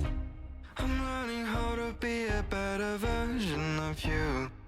And now I realize I'm talking to myself. Doesn't really need to be forever. Doesn't make you feel better. I feel it, I feel it right. I feel it right. I feel it, I feel it right. I feel it right. Wanna feel it.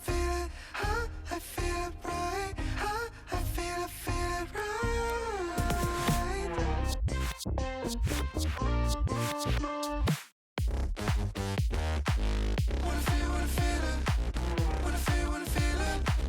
Wanna feel it.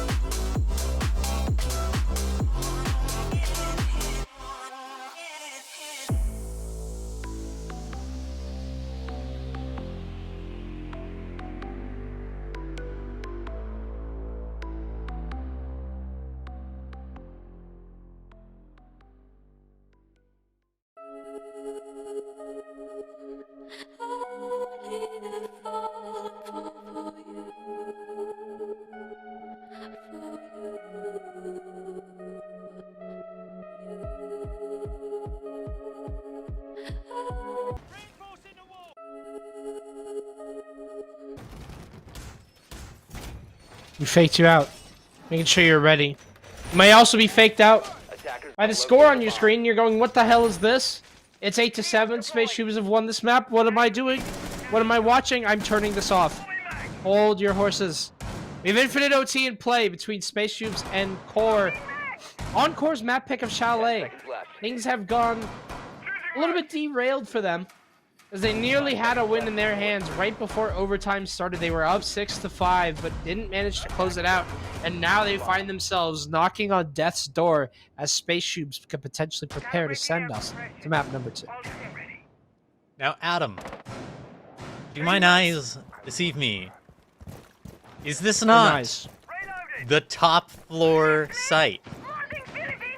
Your eyes are not It is. deceiving you. We do indeed see a master bedroom. I don't think it's been played at all this game. Out of the 15 rounds This we is played. in fact the first time it's been played. And I mentioned as well that the teams have done an excellent job of adapting to each other's play styles on the attack. Because they've seen all of the defenses, but they haven't seen this one. So this is all new. The first time we're seeing this. And also the first time we're seeing Rival walk straight up the fireplace steps into Mezzanine and just taking control of an entire half of the map basically for free.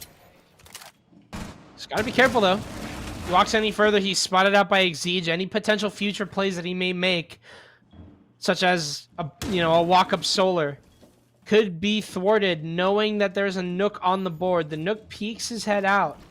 Was that enough for Exige to identify him? That is the question. This push, regardless, has gone pretty well for Core so far. Getting into Mez, starting to take some early control. Now Exige may be looking to make it a little bit difficult.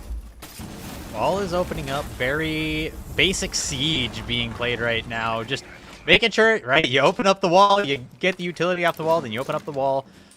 You watch your flank. You've got the castle barricade on the Jazz door so that you can't get shot from the big window, right? I don't know if there's an attacker. No attacker on the big window yet. It's just very straightforward, linear. Let's get this wall open, and then we can start talking about what we're going to do for an execute. But they've only got a minute to do that. Or probably needs to start looking for something new, but there's a clash outside, and they're going to go try and deal with that. They want to take space through K9 because that's going to allow them to clear the player off of the half wall. That's not going to be the only thing that they're going to be looking for, but this clash is just out here. We out here, gentlemen. It's dangerous. Yeah. That really does shut down an entire lane of aggression for Core, though.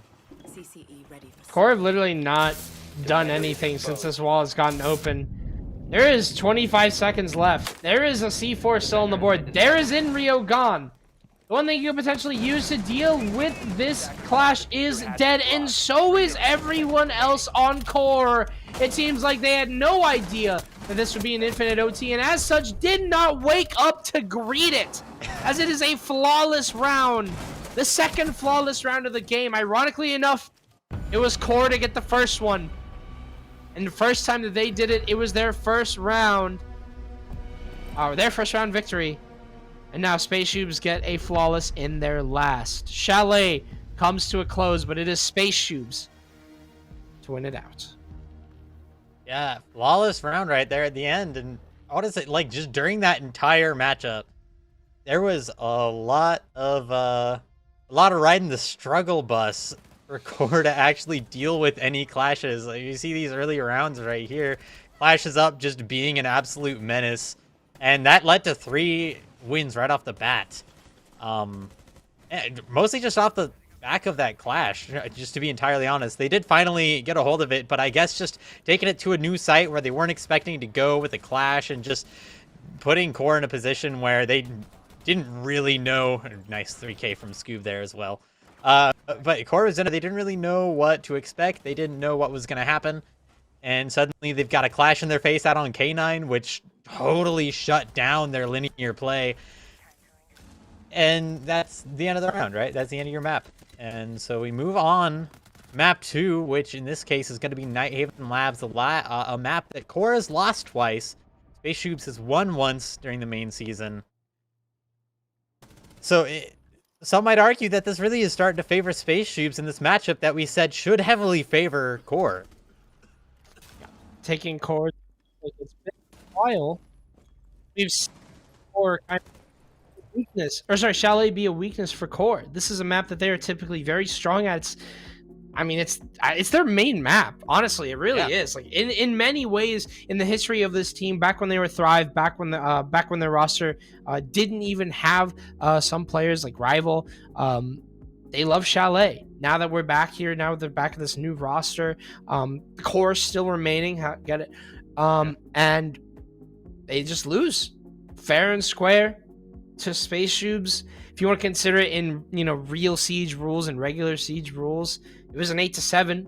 Space Shoobs technically won a normal and an infinite OT game of Siege at the same time. So no doubt about it, there's a massive advantage taken here by Space Shoobs. But looking at the score, there's still plenty more to come. It seems like the action won't stop. So we'll be back, hopefully, with map number 2 very shortly. Obviously, a pretty long map number 1 to get this game started. Hopefully, map number 2 gets started as soon as possible so we can get all the action underway. We'll be back very shortly.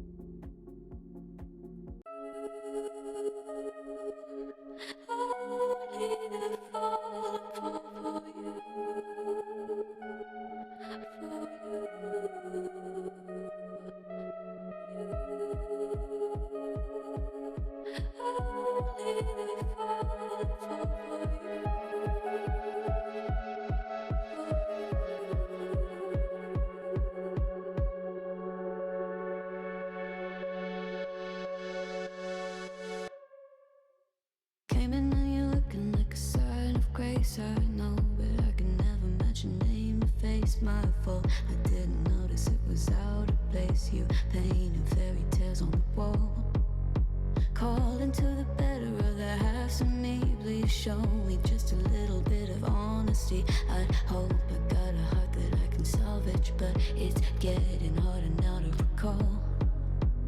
I know well what bled out won't dry. You could have anything you wanted it all for your fool's gold. And I know well why deaf and half blind.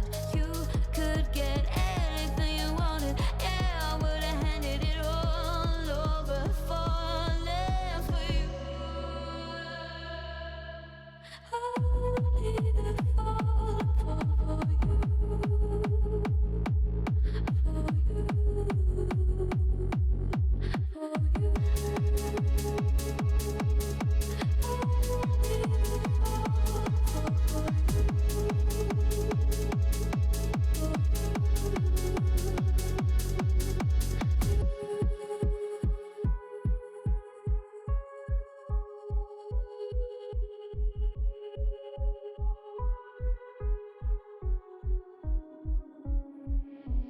Came in and you're looking like a sign of grace. I know, but I can never match your name to face. My fault, but when I noticed it was far too late, you left a fingerprint on my soul.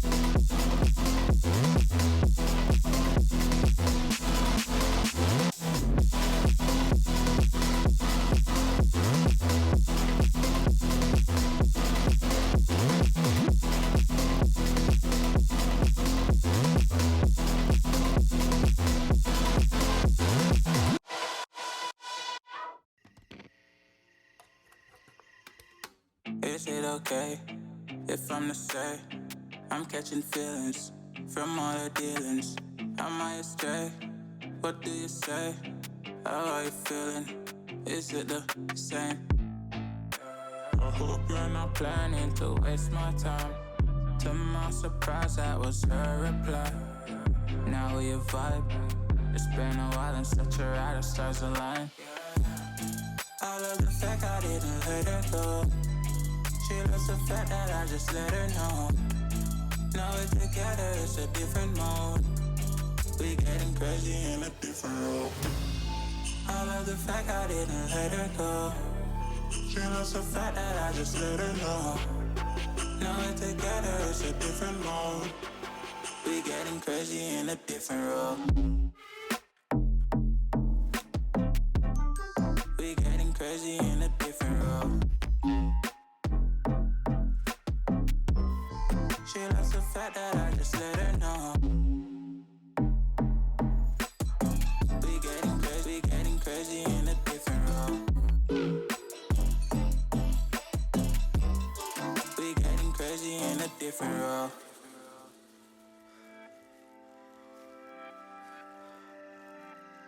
She my do or die, my bona fide. My up when I'm down, she's always beside me. She makes me feel alive, I won't deny. Her love for me is real and kinda suicide-y. She's not the same, she's such a rare type. She's far from plain, at least in my eyes. She said if I cross her, I'll be in the grave or under her type, but yeah, that's still my babe. I love the fact I didn't let her go. She loves the fact that I just let her know. Now we're together, it's a different mode. We getting crazy in a different role. I love the fact I didn't let her go. She loves the fact that I just let her know. Now we're together, it's a different mode. We getting crazy in a different role. We getting crazy in a different role. She loves the fact that I just let her know. We getting crazy in a different role. We getting crazy in a different role. Getting crazy in a different role. We getting crazy in a different role. When I was a child, everyone treated me badly. 'Cause I was a little different. I just want to be belong. I won't let them get me down. I wanna be stronger. Always remain true to myself. Let me explain. I'm so fast 'cause I'm hyperactive. Let go plus I think it makes me unattractive. But time goes fast, we should act like a fire. Burning everything we know and what we require.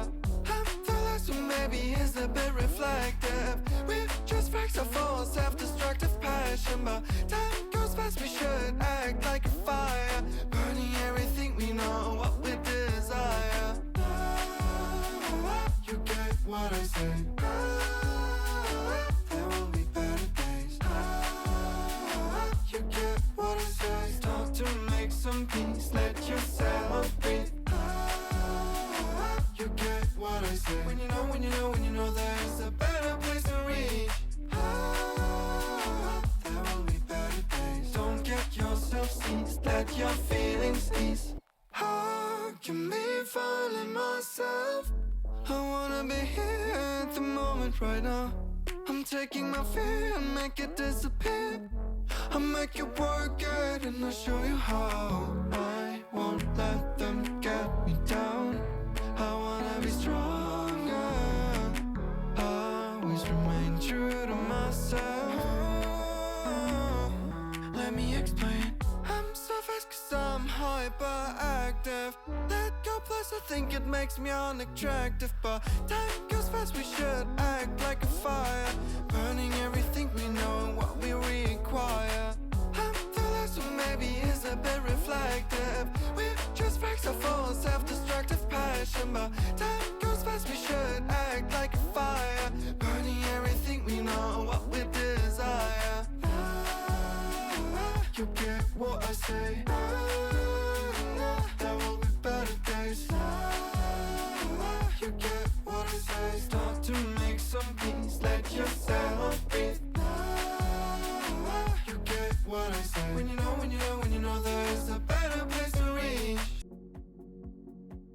Hello, everyone. Welcome back to Blitz, not gaming series, just Blitz Season 2.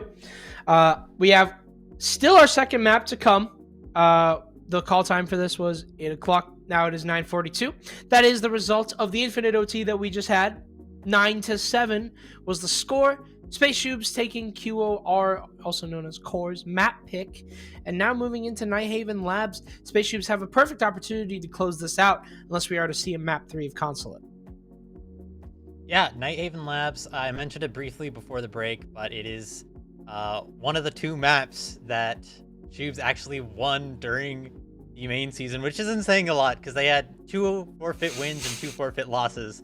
But that being said, it is one of the maps that they did win, and it is also a map that their opponent's core lost twice during the main season. So Nighthaven Labs gonna be what's up next. And this should favor Shoobs, so we could be seeing actually a 2-0 in a matchup that originally we had decided probably pretty strongly favored Core. A lot of unexpected turnouts.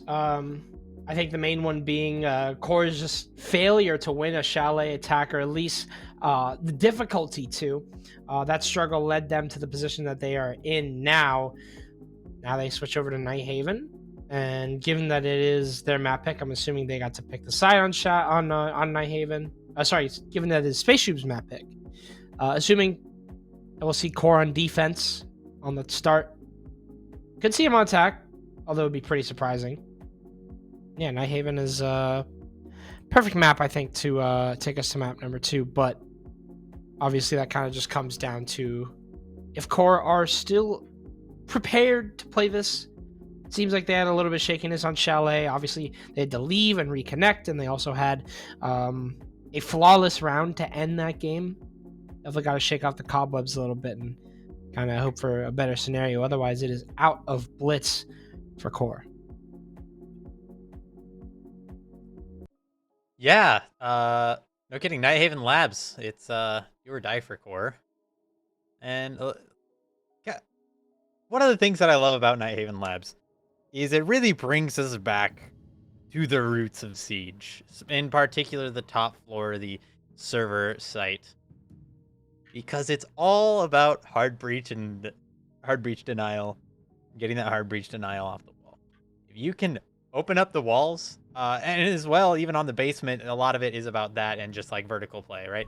It's truly a map that so confidently and directly says, hey, we're gonna test your basics.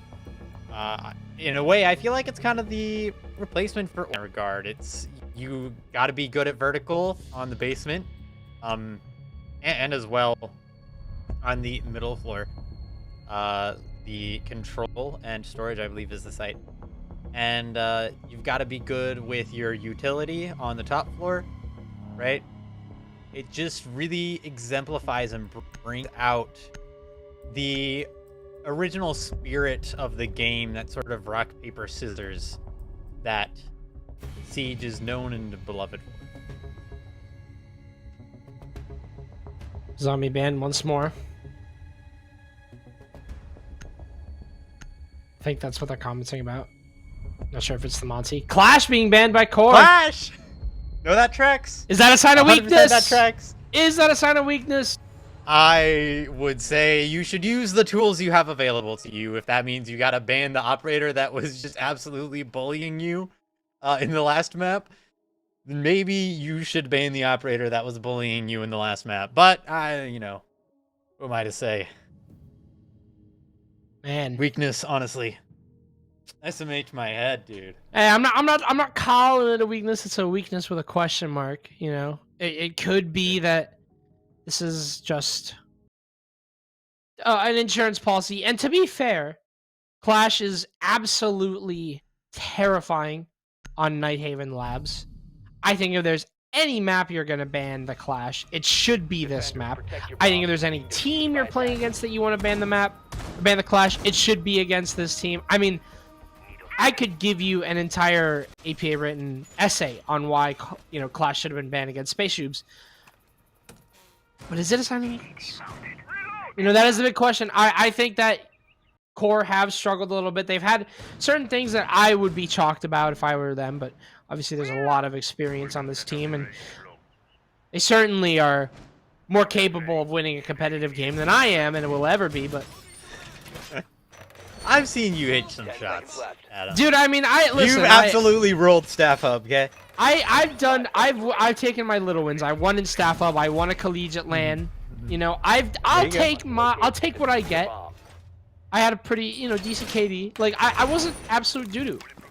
And that I call that competitive experience. And I believe that because of that, I have the authority to speak on these players. I think Scoop sucks. Yeah, I think that's that all checks out to me. I don't see anything wrong with that.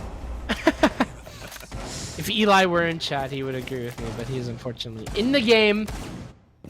So, well, that construction wall is already open. I say construction. The assembly wall is already open.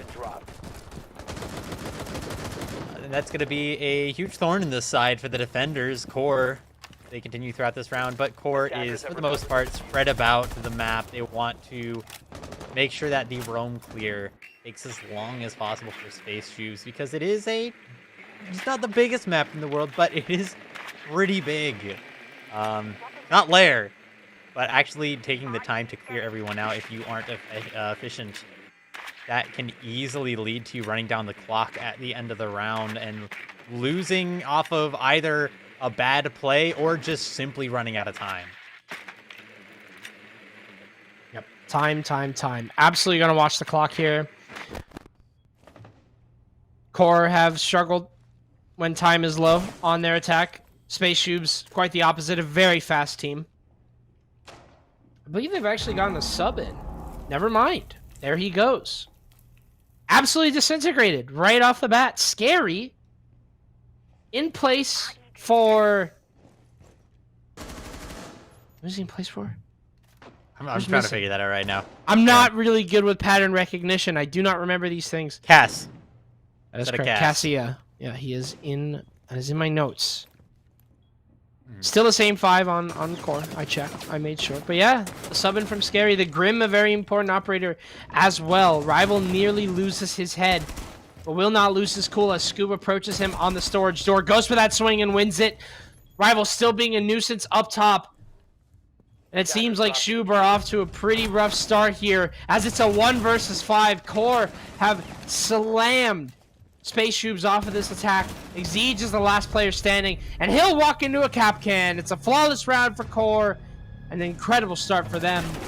Didn't even notice the sub, but the sub didn't even notice he was in the game either. Scary gets taken down very early. That Grim being lost incredibly early. Kind of on the sunrise of that round, and Core just managed to capitalize off of that. Snowball Space Shoobs out of this round. Pretty rough start for Space Shoobs. Yeah, just seeming to really struggle to dismantle that roam. Normally, like I said, that roam is to waste time. Not in this case. That roam was just basically, it was just solid. Core Gaming, instead of wasting time, they decided to stay up. We saw the player in control playing next to the player on the cargo stairs, so that the cargo player could shoot the drone, fall back, and then we still had a player in control and a player in storage, both protected by Capcan traps, both protected by cameras. 10 seconds left. And so, alright, I just saw a spectator left of the game, and I got scared. But we're still seeing the game, so I don't think it matters. Heading out to defuse the bomb. But in any case, you know, players still on the top floor that even though Space Shoobs kind of figured out that they were there, they just stood there and held their ground. Didn't let any swings scare them. Didn't let no Shoobs, no dogs scare Core at all. So there it is, a round flawless off of just killing everyone. Like, truly, in the most purest sense of the word. You have a new Hound to the pack as well. Something I'm very interested in. Interested to see how Scary slots in with Space Shoobs. I mean, definitely not what you want to see early on, is kind of just having a player that can't play after you win a pretty grueling match where every variable counted. Even though Space Shoobs, yes, this is their map, it's not, you know, that's not a one-way ticket to a win. You still got a lot of work to do. And just make it harder with not having that main fifth that you usually do.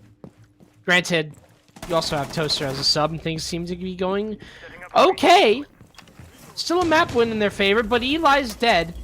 So, not the greatest of starts on Nighthaven. Still haven't found a kill in this game at all. 6 unanswered kills for Core. And now half the round is gone as well. I want Got to get a move on. point out what just happened in connector there, because they wanted to bandit trick that, make sure that they couldn't actually open up that wall and find a good press through it. Ooh, a little bit of shots coming out either way, but nothing. Even though the fact that that player is blind, Scary does eventually pick it up, and another for Candle. Put ourselves in a 3v4, and they don't stop walking. Rio, though, claims Scary and Space Shoobs. 3 versus 4 is not as hard. 2 versus 4 is something that has proven an unbeatable obstacle for both of these teams. No 2vx has been won on either side. Candle potentially could be seeing his life fade away. Toaster through that pre-fire. Not able to claim the Tachanka. Absolutely a kill he would like in this scenario. Hiding behind pillar. Hasn't moved. Rival with that swing, though. Core. They have tossed away a body, but will immediately sacrifice another in return. As Scoob.Shoob gets laid to waste inside of IT. Toaster still holding firm inside of electrical. But not for long. Core 2-0. So what I was trying to point out earlier was that they were trying to bandit trick the connector wall, and that was by a mavericking through the office wall that force. The bandit trick couldn't go off, bandit falls behind, puts a bandit on the window in connector to server. But the reason that they're trying to bandit trick that wall is because this is a map that you have to attack from 2 different directions. No matter what site it is, you can't just push in from one place, and that's exactly what Shoobs tried to do. They tried to push through connector and electrical, and I mean, they just got completely shut down. Even if you do, I guess, count the player trying to jump through the rotate that they made from server into connector, it's still just, there's so much pressure between the player being completely free in IT, right? That wall wasn't open. Being able to just sit there and hold crosses with players in control, command. I mean, it's impossible. You can't get through there without having another way to access the site. And that leads to Space Shoobs' attack just completely falling flat on its face. Are heading out to defuse a bomb. 2 unanswered rounds. Only 1 kill found so far. Sorry, 3. Forget Toaster in the end. Can't forget. So sorry. But yeah, Space Shoobs have not shown much strength at all in this Nighthaven attack. Now I have a tertiary bomb site though. This map is defender sided. This map absolutely in the favor of Core in every way possible, but doesn't tell the whole story. I do think that Space Shoobs have just been struggling on their basic objectives. I mean, they're getting walls open, but it just seems like there's been a lot of complications in their pushes kind of crowding together. It's the sign of a little bit of a lack of an idea of what to do. Scary hunting down with a Deimos tracker in Rio, sitting inside of Kitchen, being joined by Rival. Twist will be joining them on cameras as he has lost his life early. And Space Shoobs starting to collapse in on this Core duo. If they can find Inrio and Rival, be an absolutely massive start for them. Also, once again being tracked. Rival, I'm not sure if they've marked his location, though. That is a key piece of this. They don't know if he's there or not. Hits the goo mine there. Rival finds Scary. It's all falling apart. Toaster and Scary on that push. Eli gets shut down as well. It's just this duo tearing things apart. Moses joins them by taking Exige down inside a warehouse and dropping the diffuser on the floor. I don't know how they have blundered that push so hard, but Inrio and Rival make absolute work out of Core. I not really sure about that. There's two though. Wait, what? Scoob just finds the collat.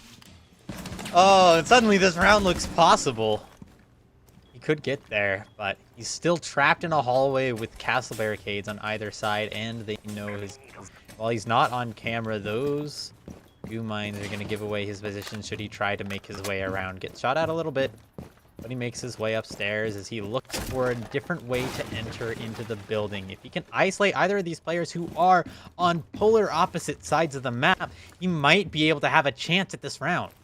I was going to say, he's been pretty much given an unwinnable cross at this point. Diffusers in warehouse. There's literally a player all the way upstairs. I mean, there's no... The miracle, the only thing that I could see is an absolute miracle here, but I mean, I'm not going to stop believing here in Scoob. But with 10 seconds left, he is completely castled off. Has to go the long way around to recover this diffuser right into warehouse, right into the waiting arms of, I believe, Rival upstairs. And that is Rival jumping on Scoob. And Core. I mean, they are just pretty much doing the exact same thing Space Shoobs did to them. It's a 3-0 lead. Just the way that Space Shoobs did on Chalet. This is a little bit different, though. It's a tactical timeout, and that's not surprising to me at all. I mean, you said it yourself. Space Shoobs kind of blundered that last round. Both of the players in Kitchen, in the very least, the Pulse, should have been cleared out so easily. Just given the fact that there are so many angles opened up by the defensive core, the fact that Pulse was playing there at all was a really risky move. Because he could have been swung down the 90 hall all the way from reception. The player in reception could have shot him without even getting into 90 hall.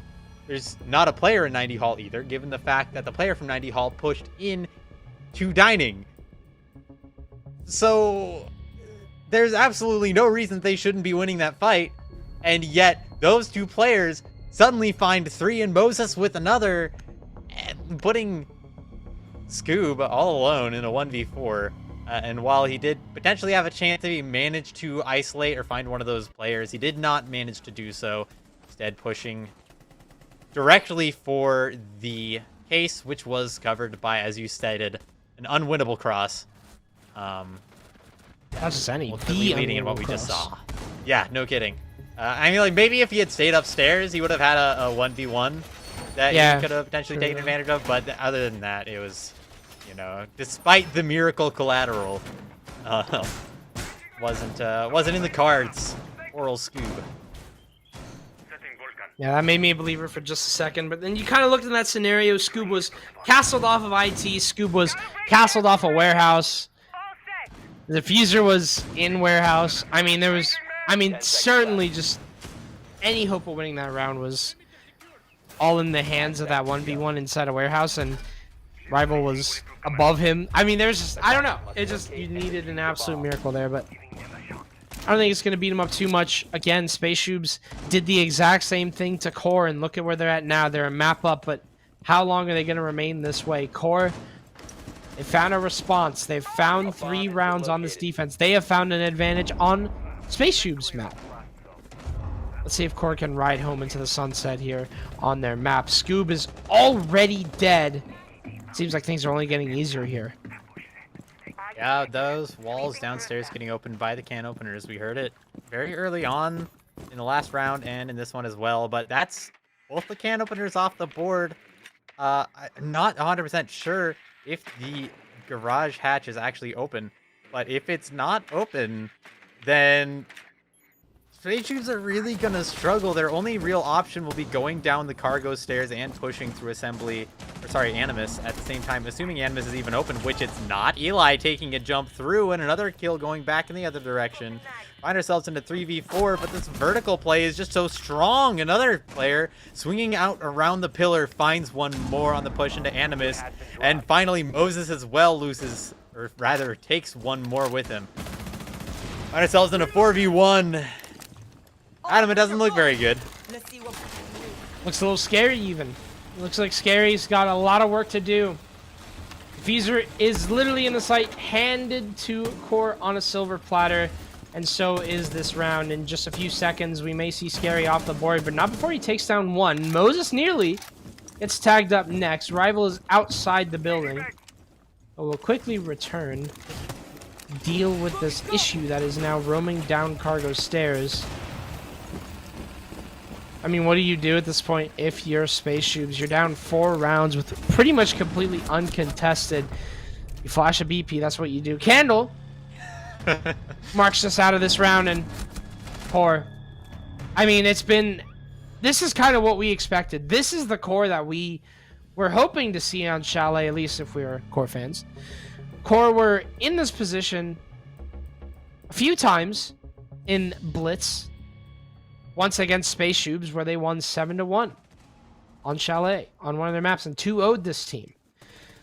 There's a lot of, I feel like we should be putting emphasis on Core and how they should be winning this game, but at the same time, Space Shoobs still took Core's map. So a lot of speculation, but none of it's really amounting to anything right now, as Core have found a round with not a single answer. I will offer, though, a damning analysis. As I don't think Space Shoobs understands attacking this map fundamentally. I completely see what you mean. Yeah, truly, I just think that they are putting themselves in positions where they are linear. They've got one option of where to go, and they try and go that way, and Core is just too strong, because when you have the opportunity to set this map up, it favors the defenders so much. Yeah, it is a defender-sided map. No clash. No clash being brought as well, so that's kind of not only a big, key player for Shoob as a whole in their strats, but it's also an incredible operator on this map. Many defenses contain clashes nowadays, especially on top floor of labs. But no shields at all from Core, both being banned, Monty and Clash. You still have Eli, and you have Eli on this Blitz. Now, my one issue, actually, there's 5, is that you have a... I'm going to read this off to you. Yeah, you have a Capcan, a Fenrir, a Tubarao, a Goyo, a Smoke. And you have 2 C4s. And you have some barbed wire. I mean, that makes a lot of sense to me, because all Space Shoobs has been doing is getting a little bit of information and then going off of it. And then you have a Blitz. It's like you're going to run into all of that. Yeah. And now Candle you as well don't have a hard breach. Sorry, Candle getting a kill. My bad. You can't even open the wall now. I mean, what can you do? That, I guess. We did the exact same line. I love that. Well, Rival's dead too. Toaster has seemingly given Space Shoobs a miracle to work with.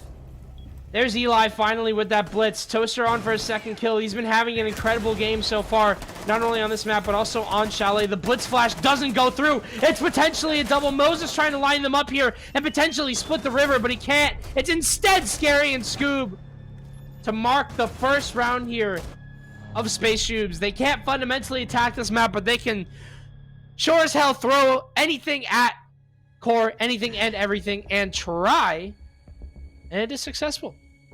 You know, I'll say that feels like throwing spaghetti at the wall and seeing what sticks, but I'll tell you why it stuck. And I will harp on this until the day I die. On Night Haven Labs, you gotta go through 2 different... Defenders, protect your bombs. haven't got a hard breach, so they, very luckily managed to get the kills onto the rafters. So they push through rafters, and they push through top Aqua. Guess what? That's 2 lanes. They used 2 lanes, and then they collapsed onto command, and suddenly they're winning rounds. Oh no. Oh my god, that is incredible. Oh my 10 goodness. seconds left. Oh wow. Eli, the court jester. Absolutely. Forced onto Blitz. Could not calculate why that is. Has nothing to do. The fact that maybe a big metal shield would save him from another death. But 0-5 is certainly the mark of a true Blitz player who flashed Moses, who was behind a monitor and also completely like far away. I don't know. That flash is weird, the way that it works. I can't blame Eli for feeling frustrated. There is a distance to it. You do have to kind of get used to it. But regardless, Spaceship's now looking to potentially claim their second round. It is the last time we'll see them on attack, unless we go into overtime. Let's see if they can make it count. I like this quite a lot, honestly. I mentioned early on that this does tend to be a map that tests your siege fundamentals about, in particular, hard breach. And bringing the Mira to open up a hole in the wall, as you mentioned, it can be kind of hard to get it effectively, to actually get those impact trick off through it, or to shoot people through it as well if you want to get aggressive. But I think it's going to slow down Space Shoobs enough that it's not going to matter a whole lot whether or not that is all that effective, because we saw they already are thinking twice. Reinforcing off the connector as well, I guess, to bait them into trying to push Twist, but I don't think Space Shoobs is even in the position to do that. Instead, it's going to be Moses to find a kill. On a Scoob. Nook probably trying to make a sneaky play and finding themselves unsuccessful. Tubera unfortunately freezing that C4. Moses catching out Scary as well. Zeej has not popped it, and it's gone. All right. Not sure why Zeej didn't, get the call there. The wall will not be open. Eli will be dead. I mean, this is going from bad to worse. The wall is going to be open. Exige hasn't put another thermite charge. He may not be able to the rest of this round as Twist finds a second. He has been so active on this map for Core, and 5-1, that is the deficit that Space Shoobs are going to have to overcome if they want to make this a 2-0 victory. Core are manhandling them on Night Haven. Absolutely, completely different from what we saw on Chalet. No more back and forth contest. Yeah, Chalet was close. Now it seems like Shoobs might have forgotten how to open walls. Yes. You know I hate to be harsh, but it's true. They did not open a single wall that round. They didn't open a single wall on the previous round. They opened one wall in the round before that. Like, truly, they just are not nearly putting enough conscious effort into actually getting the walls open. They're saying, oh, we'll get a couple walls open, we'll try and kill them through it, we'll expect them to swing us. Except the walls aren't even getting open, and that means that it's just blender time.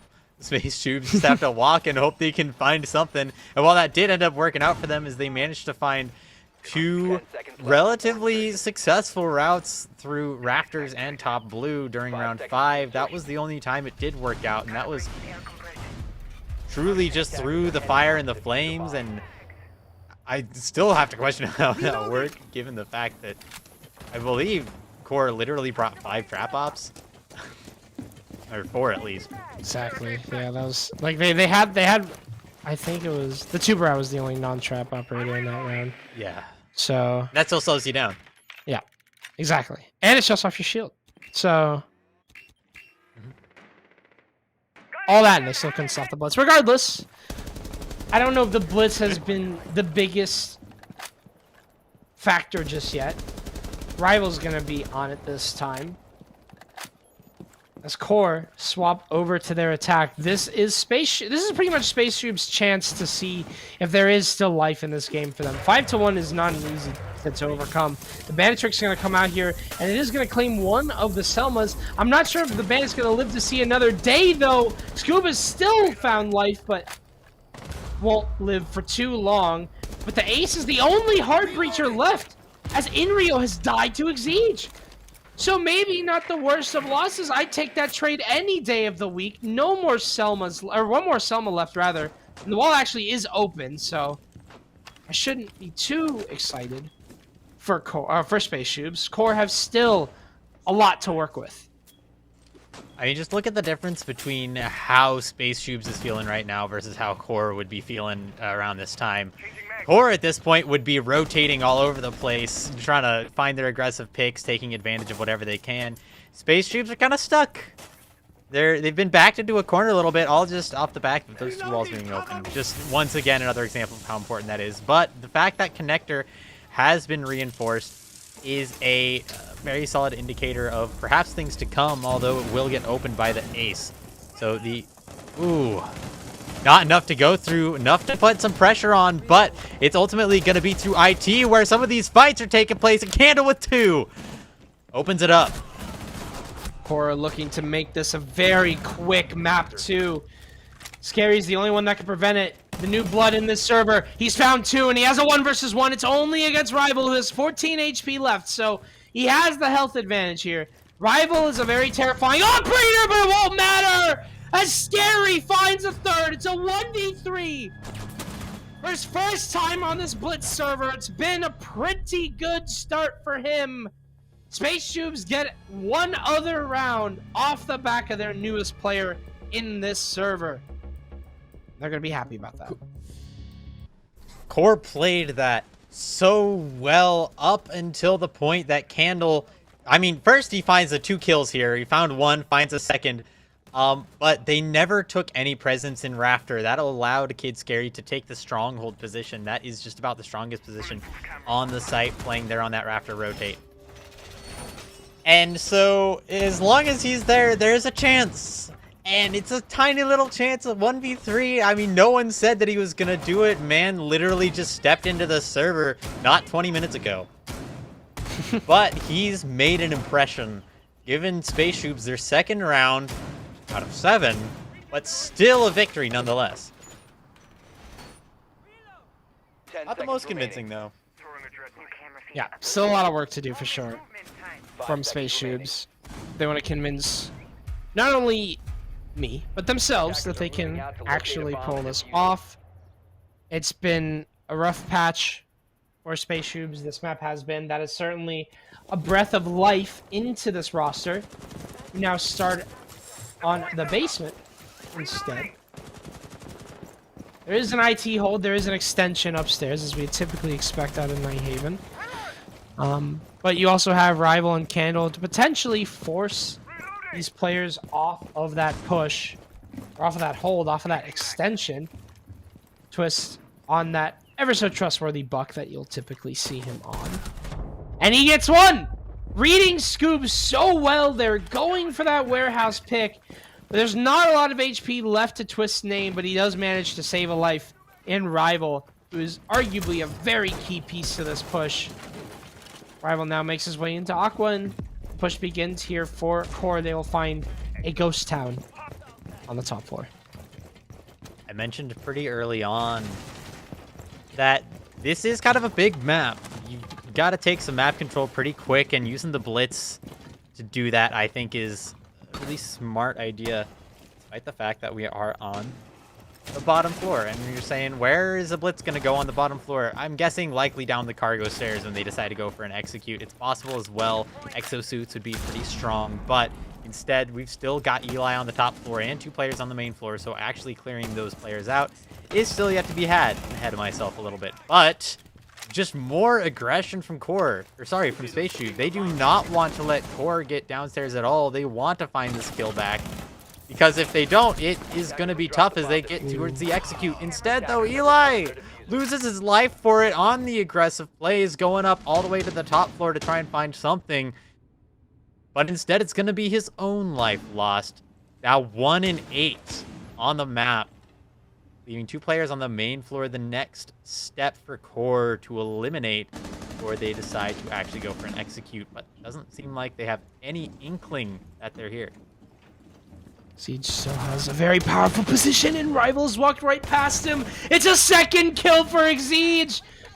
You talked about him as the IGL. He's the yapper of the squad, but he can definitely work when he needs to. But Moses now getting that plant down right behind the Osa shield. Candle doesn't let anybody sneak through as well.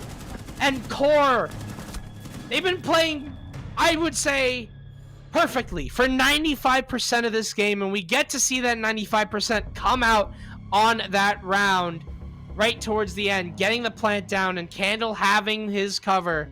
Space Shoobs now have no more lifelines to take here. They are on defense. They are on the side that they want to be on, but everything is going oh so wrong for them. Core are looking to take us to map 3. I think this round really exemplifies the difference between these two teams, and the reason that very early on we said Core was probably the winner, solidly. Space Shoobs are going upstairs, trying to find kills. They nearly had the hero play from Exige. He does ultimately lose his life after electing to stay on the top floor for even longer. And there was a chance there because of that hero play, but that's all it was a chance. There was no resistance almost towards the actual execute of Core, and at the end of the day, that was the important moment, getting those 2 players into Animus, not having anyone on the top floor to try and flank towards the Animus hatch after clearing out Exige, and suddenly the plant is the important thing. Candle finding 2 plants going down, no chance to swing and find that kill. Easy W for Core, because Space Shoob, they're not stopping it. They're just walking around trying to find some kills.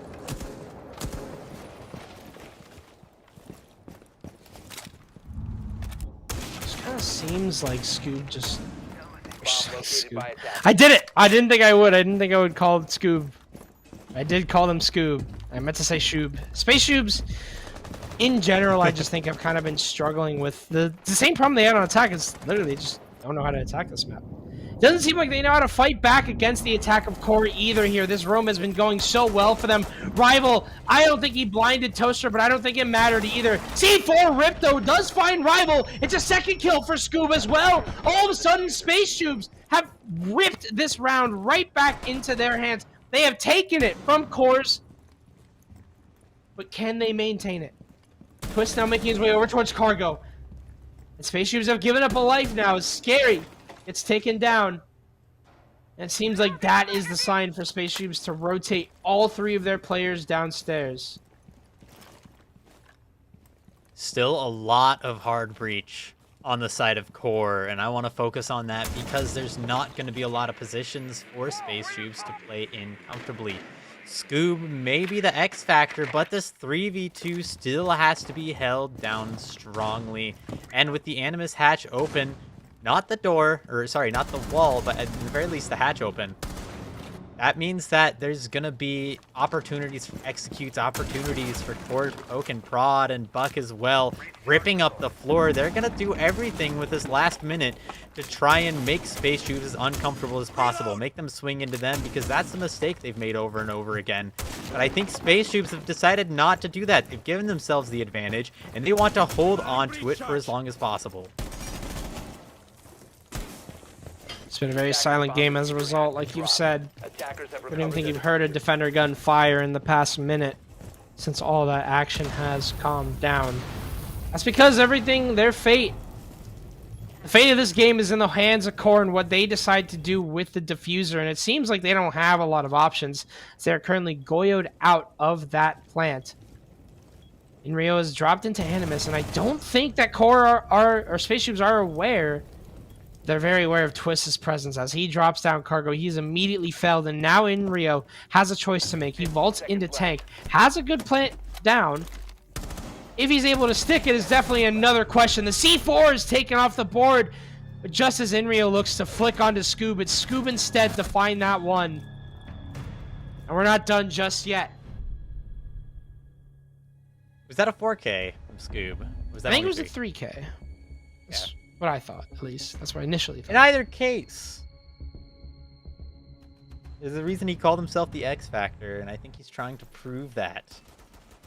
Shoobs take their third off of a, honestly, fairly solid round. Core, like you mentioned, has pretty much been playing perfect Siege, but as Jean-Luc Picard likes to say, it is possible to commit no errors and still lose. You might argue that going down the hatch on cargo was an error, but at the end of the day, they have got to find pressure. They've got to get some information. They haven't got any drones, and so you're going to have to get it with your bodies. He opted for a play that was do or die, didn't manage to win it, lost out, but all of that only after they've done everything in their power to try and weaken the positions of Space Shoobs. Oh, they opened up so much of that top floor. They had all the hatches open. They had so much hard breach to use as well. But the positioning of Space Shoobs just proved a little bit too potent, playing in some of those power positions, ultimately not allowing any sort of a play down cargo, meaning that all up to Egg Siege. Going into tank. Can't quite do it. Space Shoobs, off of a disciplined round, put themselves in a slightly more favorable position. That's not good, though. Ooh, Eli. 1 and 9. Yeah. Not fantastic. L in his Uplay could be confused for a 1 at times. Regardless, he has both at the moment. He has an L. A bomb has been located. Because he is dead, and he has a 1 in his kills. Very unfortunate. Shoob have had a lot of trouble trying to drag him across the finish line. It seems like the finish line is all they are eyeing right now, and it might not come at first place. It might be at second, at least on this map, but Exige does take down Moses. That is the Grim, and that's a very powerful operator, and Scoob could potentially have a flank. If he's spotted on cam, this will be very much detrimental. There's a player top Raptors that could swing him, but the Blitz has spotted out Scoob, who tries to get away. Inrio finds Exige, and the pressure continues for Core. They have not been daunted by this flank from Scoob, who has backed off since being spotted. The Blitz still close on that rotate. Rabbi Toaster has a big decision to make on this swing. Scary gets taken down. It seems like Rival has found his next victim, and it's Toaster. It's just down to Scoob, and he can't do it. He can't do it all, and he can't do anything at all either. That flank, what could have been, all amounts to nothing. As Core send us to map 3. Map 3 on the way off the back of a dominant Nighthaven Labs for Core. And I've harped on it a little bit, but this is a map of 2 lanes. I believe literally every round that was won was won off of 2 lanes. Many rounds were lost off of 2 lanes as well, but there was no time that a team made a linear push and won. And so we find ourselves this was close. I appreciate the fact that it was ultimately shut down. I mean, I just love watching these. Thank you, Nomical, for actually sending us replays. I really appreciate it. Sometimes he doesn't like to do that. Sometimes he likes to joke around. Sometimes it's Chad, too. He just presses so many buttons. Yeah, got a lot of people helping us out for this one. And it's pretty late as well. Yeah, it is pretty late. 9:30, and pushing us to a map 3 as well, Consulate. I think there is... or sorry, I believe this was the other map that Space Shoobs won against Unks.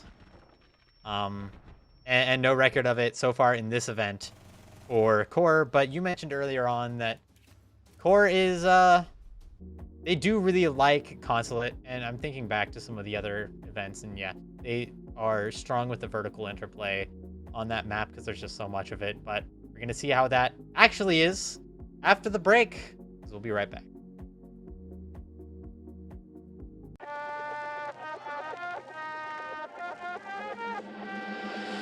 Ready for this. I just want to be myself. Tired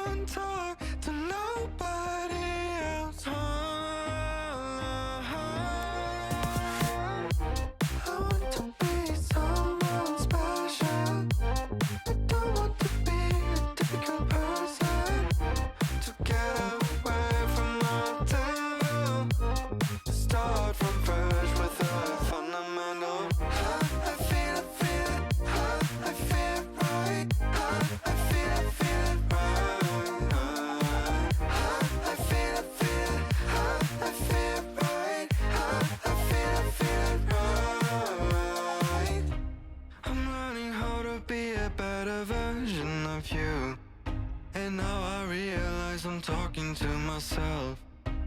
Doesn't really need to be forever. Doesn't make you feel better. I feel it, I feel it right. I feel it right. I feel it, I feel it right. I feel it right.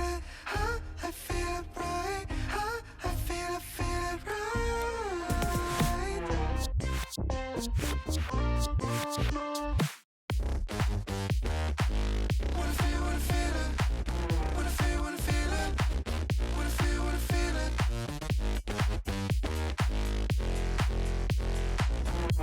I feel it, I feel it right. Wanna feel it. Wanna feel it. Wanna feel it. Wanna feel it.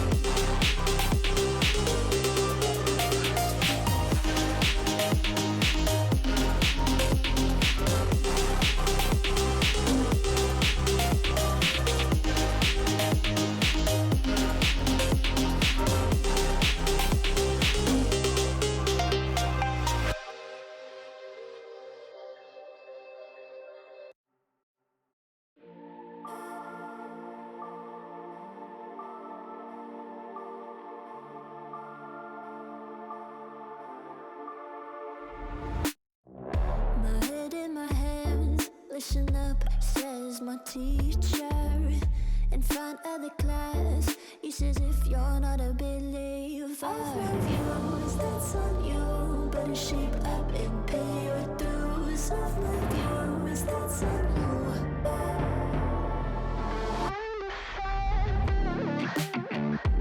I'll be on a flight soon to the end. I'm singing, ooh. Gotta know all this propaganda. How do you do? Better get it in my own medicine for you.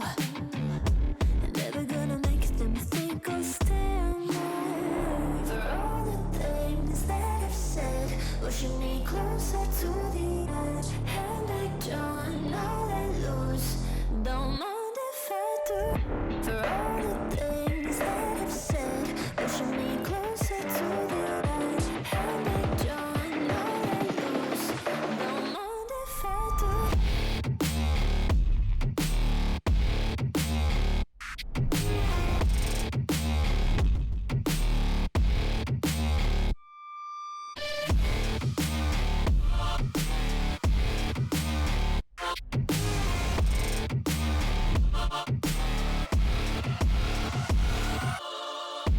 Free as the wind and as strong as a piece of amber. Give me a breath like the fire you'll soon remember. Ooh. I'll be on a flight soon to the end. I'm singing, ooh. Gotta know all this propaganda. How do you do? For all the things that I've said, pushing me closer to the edge. Hand like John, all I lose. Don't mind if I do. For all the things that I've said, pushing me closer to the edge. Hand like John, all I lose. Don't mind if I do.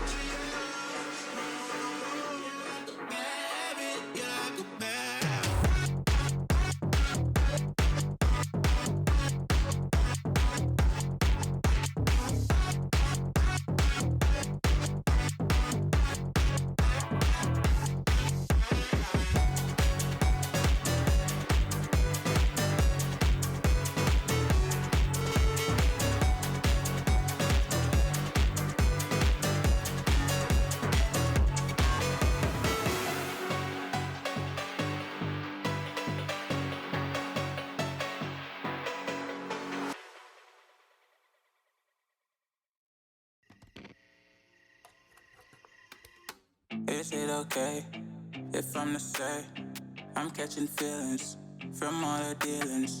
Am I astray? What do you say? Oh, What's up, everyone? Do we have a surprise for you? The game has started between Core and Space Shoobs, the final map. No matter what, even if we get a million rounds in infinite overtime, this map has to end at some point, and so does this game, and so does the tournament run of one of these teams. We will see a top 8 finish of either Space Shoobs or Core, which is kind of hard to believe given we've had such a close contest, or at least we thought we did, up until Nighthaven, a statement game out of Core. What did Eli just say? I couldn't tell you. I don't even understand half the things he says. All right. Montagna and Deimos on the board. Deimos is not really surprising. Neither is Monty. I think that Deimos, the Monty is less surprising to me, but the Deimos is more interesting just for the fact that there is a lot of destructibility. Yes, there's a lot of tight halls and close corners that tend to favor the aggressive team, the team that's willing to take risks with their swings. But the Deimos kind of eliminates a lot of that risk if you know exactly where your opponent is anyway, and you can just shoot him through a wall. So getting Deimos off the board, not surprising. Core, again, banning Clash, also not surprising. Again, Adam, is it weakness? Or is it not going to matter after this because they're eliminated? Whew, that is the question. And ultimately, I think that, you know, it's kind of an exposing thing on both ends, but I also think that it is the nature of Consulate to see these bans, to see a Deimos in particular, does make a lot of sense on Consulate. So I don't think that it's by any means a Thrive counter ban. Or either it was Space Shoobs, actually. So I completely take that back. On defense, though, absolutely a counter ban. This is not typically what Core ban on Consulate. They are a Valkyrie and or Fenrir team, and seeing them come out with a Clash ban is definitely a statement of not weakness, but for sure of awareness to the problems that they are facing. As for Space Shoobs, I think that it is typically the Montaigne that is banned by them. They didn't have to do that, as Core did the work for them. Honestly, they banned shields. I think they're cheating. Oh yeah, no, that's fair. Yeah. Not that Eli guy though. He was like 1 in 9 or something. He's fine. Definitely legit. But pretty traditional hold with the shield, playing a big role in holding the long vending hall, a barrier that any attacking team would have to cross should they choose to attack the site from the admin side of the map. But it looks like they're going to be a little bit more spread out, just generally poking, prodding, trying to figure out what they want to do. Is Shoob generally is looking for something and instead finds 2 bullets directly to the face. Candle leaning up just a little bit. Candle has been a powerhouse so far. First vault in there from Scoob, and as I would have predicted, definitely not the last, as gotta dodge those gas grenades. Have Goyo on the board as well. You have Candle on a zombie with 4 knives in pocket. Plenty of util to go around here for Core, plenty of time. Not a lot of util on Space Shoobs end though. No more dope calls, no more Capitao, which means no more smokes to work with here for this plant. The M80 plant will not be successful, and it might not be attempted again. Just want to say, Candle's kind of the GOAT. Like, he just has been kind of the GOAT throughout this whole map. Attackers have recovered their diffuser. And I know as well that's a guy that just absolutely works really hard. Yeah, he's in aim trainers all the time, but my point being, wasn't really a big mistake by Space Shoob there. Rather, it was just Candle. Right, Space Shoob had a player on a window that was trying to deny the swing by Candle. Candle killed the player on the swing and then killed the person he was trying to protect. And while Toaster is going to find one to bring it up a little bit closer, a 3v4 is still not very favorable. for Space Shoobs, who can't, so far, really get in the map.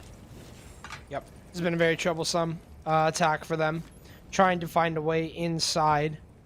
But with how low their lives have been, with it being a 3v5 pretty much the entire round, now leading into 3 versus 4, and for Scoob not being able to get in for that plant, there are no more gas grenades remaining, but there's still tons of pressure from Core, and that's because the clock is ticking down and lives are being lost as Toaster and Exige each fall. It was only a matter of time before Scoobs was also cleaned up. Easy round to start us off for Core on the defense. As I mentioned, quickly finding 2 off the beginning certainly doesn't hurt, but truly what happened there was just a lot of time wasted. And that's something that we talked about with Chalet from Space Shoes. They were able to do an excellent job of wasting Core's time as they attempted to clear players from around the map, but this is a different map. This is not a roam time waste. This is just knowing what positions to play in, and Space Tubes not quite having the ability to swing to clear them out. After all, it was about 50 seconds left in the round, and while there had been 1 kill on the side of Space Tubes, Space Tubes was still kind of floundering around, not taking any space, not finding any picks, and just generally trying to figure out what they can do to make the plant happen by kind of brute forcing it instead of trying to get around. We did see Scoob go below trying to find that pick, but just not a lot of pressure on Core to actually make a mistake. So Space Shoes pays the price with the round. Ultimately, you gotta wonder how many times they're willing to pay, because it has been a difficult game from them ever since Nighthaven, ever since their own map pick, where they went down 1-5. They have not found a string of momentum that is consistent enough to keep them in this game. They're absolutely going to need to on Consulate. Core have been demolishing Space Shoobs, and so far it's been no different. Space Shoobs kind of lost the round pretty early last time. 2 picks immediately being found. What can Space Shoobs do to bridge the gap? Well, you've got Scoop on this Jackal to try and track down any roamers, and you have a player upstairs. I'm not sure who that is. I believe it sounds like in Rio. Leave Candle. It's going to be the one to continue to apply pressure for Core, but no longer. As Scary gets the trade, but he himself is immediately traded afterwards. Scary and Eli both died first last round. They will meet the exact same fate. Not before taking down Candle, at the very least, to get this started, but too many losses already. A lot more map control to be had early on. And in the last round, they spend most of their time outside the building looking for scraps, but this time they're going to take a bite out of the meal itself. Getting into the main floor, or sorry, the top floor, which with the buck and the ranged soft destruction will allow them to start opening up the roof above the garage site. That means that all the defenders are going to be pushed back towards kitchen, allowing Space Tubes to try to go for an execute, or in the very least have a better idea of where Core is playing. Gotta come up with an idea soon. If you are Space Shoobs, time is ticking down. The buck is 1. Tuber out. It's gonna be too late. The buck almost gets shut down, but Toaster, he finds an equalizer. He finds an oh so important kill on the 52nd mark of this round, taking down 1. But Scoob is next to fall, and Core immediately answer back with a response, putting this at a 2 versus 3. Exige and Toaster are all that remains here. Exige may just have to walk through yellow, and it's an absolute death sentence if he does. Now going to alter his path towards the breach with 20 seconds left. Not a lot of pressure here for Space Shoobs. They're going to be walking into a feeding frenzy.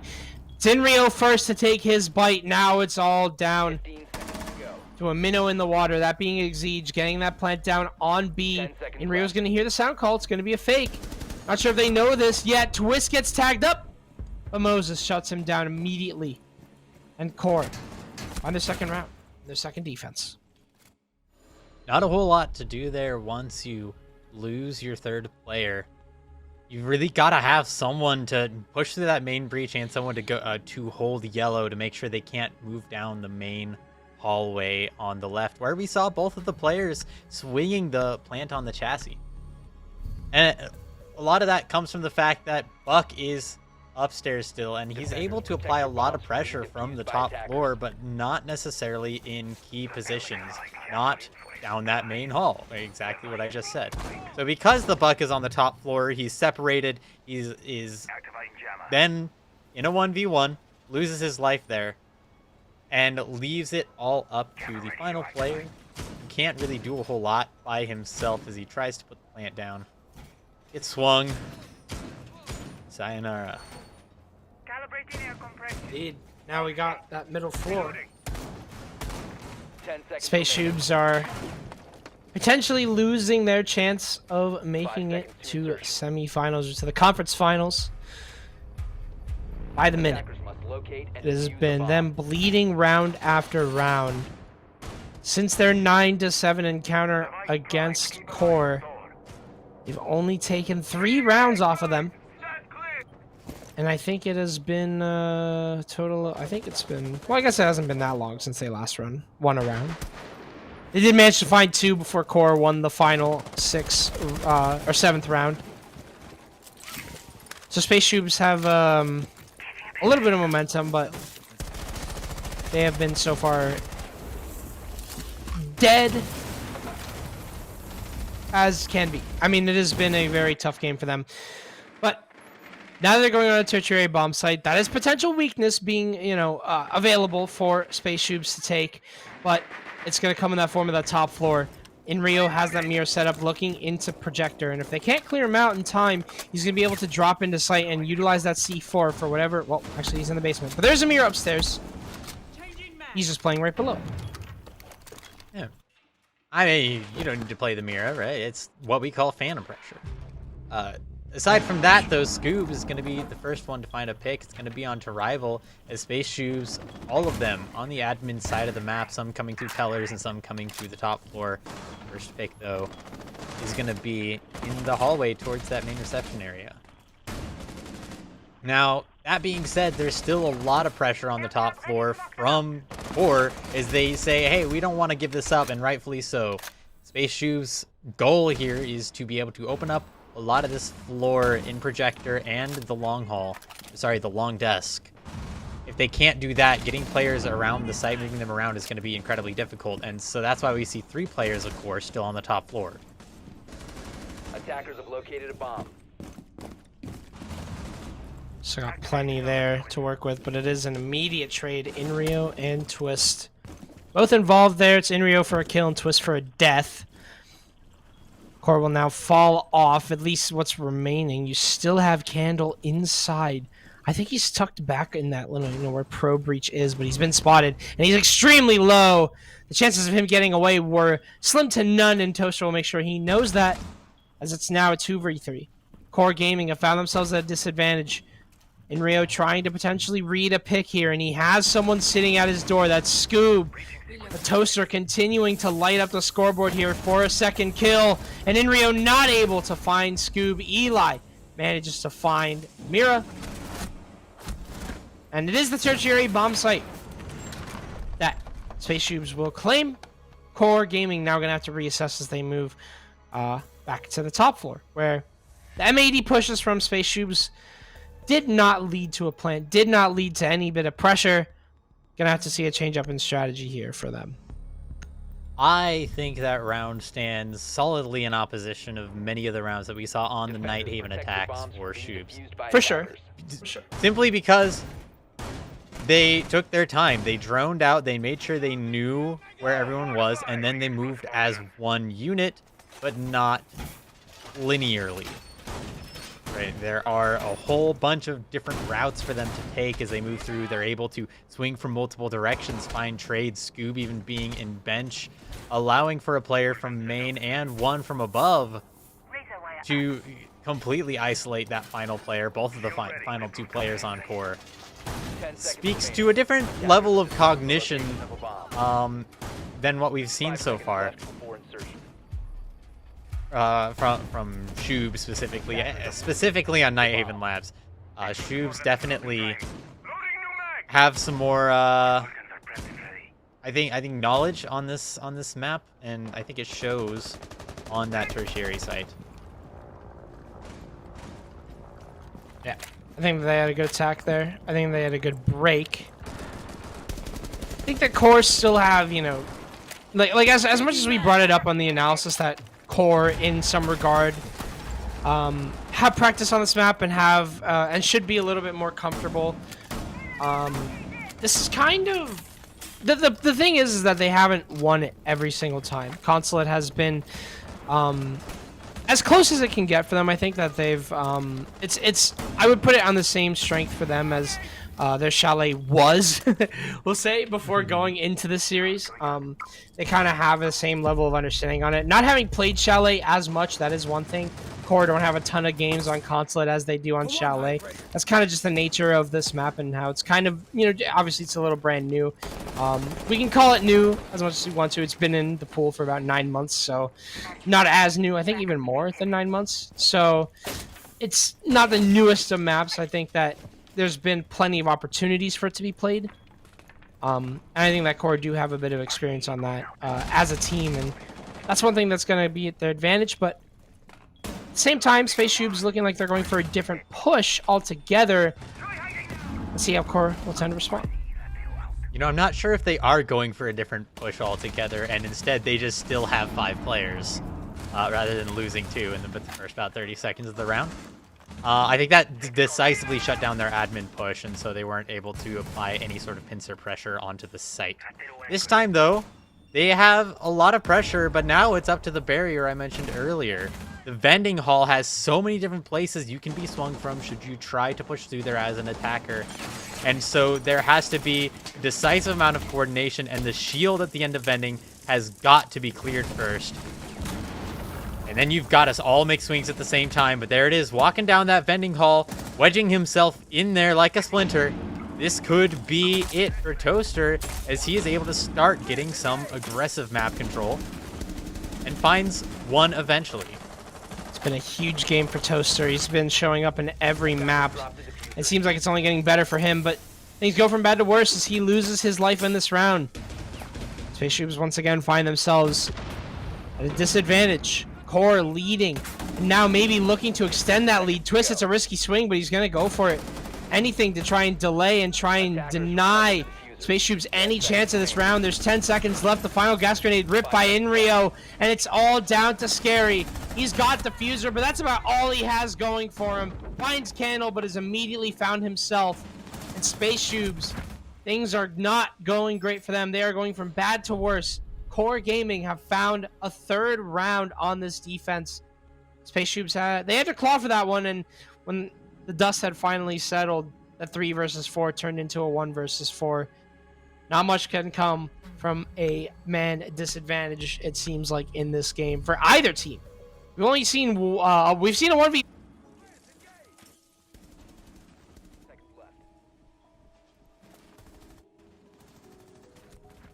Or any round that has been a clear, man advantage where 2 people are dead in between the teams, round is most likely locked out. Not much clutching going on. Core Gaming have been as clinical as can be. Previous round as well, I just want to point out the impact that the smoke had during that round. Being able to completely block off the projector door into the vending hall means that you can still have 2 players playing in projector, despite the fact that Toaster was making an aggressive play through Baguette. And so because we saw players playing in there, even though you've got players getting ready to make their way in through reception, trying to make their way into the hall in the, I want to call it reception, but I know that's not right. By CEO and bathroom. Trying to make their way in through there, but there's just not a lot of support because that door is the thing that makes Projector a vulnerable site. Without that door being occupied by Space Shoobs, there's not a whole lot of I should say there are a lot of positions for core to play in order to prevent any sort of a plant or a forward moving play. We've been here for 3.5 hours. I'll take that. I'll take that as an explanation. Oh, remind me. We're almost done. Just hold in. But hold on. But you know, I do think you're right. I think that it has kind of just come down to those itty bitty bits of map control that Space Shoobs have been ignoring a lot of. Seems like they're just going for wall. They got the main wall open last round, but from there they weren't really able to find much success in forcing core out of the breach, or out of the room rather, with soft breach. Scoob taking a different approach now, has made his way towards coffee. Ace charges in pocket, so he can definitely make some plays. He can open up whatever wall he chooses, so long as there's no Muchammer or K-Claw or Tubarao on said wall. The time is ticking. Space Shoobs are not strangers to this position. They have been down to 45-second, even 30-second, even 10-second executes in this game. Not that it's a good habit, it's one they should break, but as time ticks away, it seems like this round is going to be no different for them. Supply wall getting opened there, and that is an absolutely massive boon for Space Shoobs. That prevents staying on stacks or getting aggressive through CC, or well, maybe they do get aggressive through CC here. They does manage to find a position where he's kind of wedged himself in, but ultimately he's going to be watching the main hall walk. He can make sure that they don't go there. It might be the end for Shoobs, but Shoobs finds a pick. Toaster's fault though.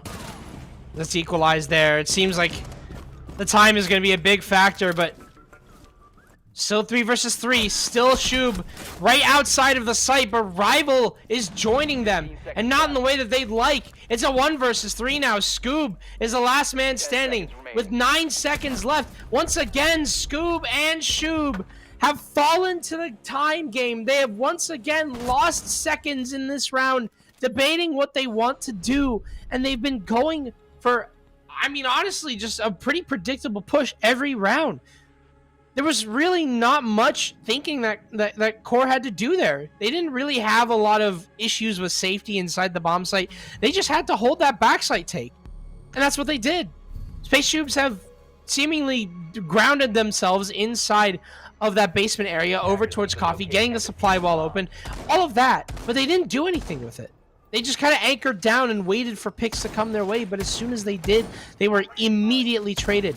Space Shoobs have not only struggled to maintain man advantage, but they have struggled to maintain any life at all. It's been an extremely tough game for them, and I think that keeping their lives together has been a big part of that. Core have been able to find an opening pick pretty consistently, and that's no thanks to Twisted Candle, who have been popping off in this game.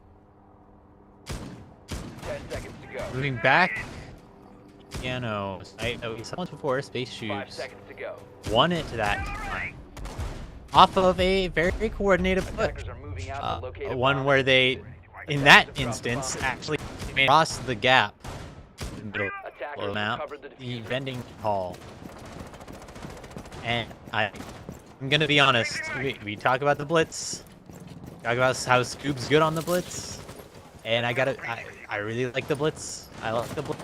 It's great. I think able to penetrate into the site quickly, or sorry, into the top floor specifically very quickly, is going to be massive for Space Shoobs as they look to gather map control on the top floor to pressure the main floor.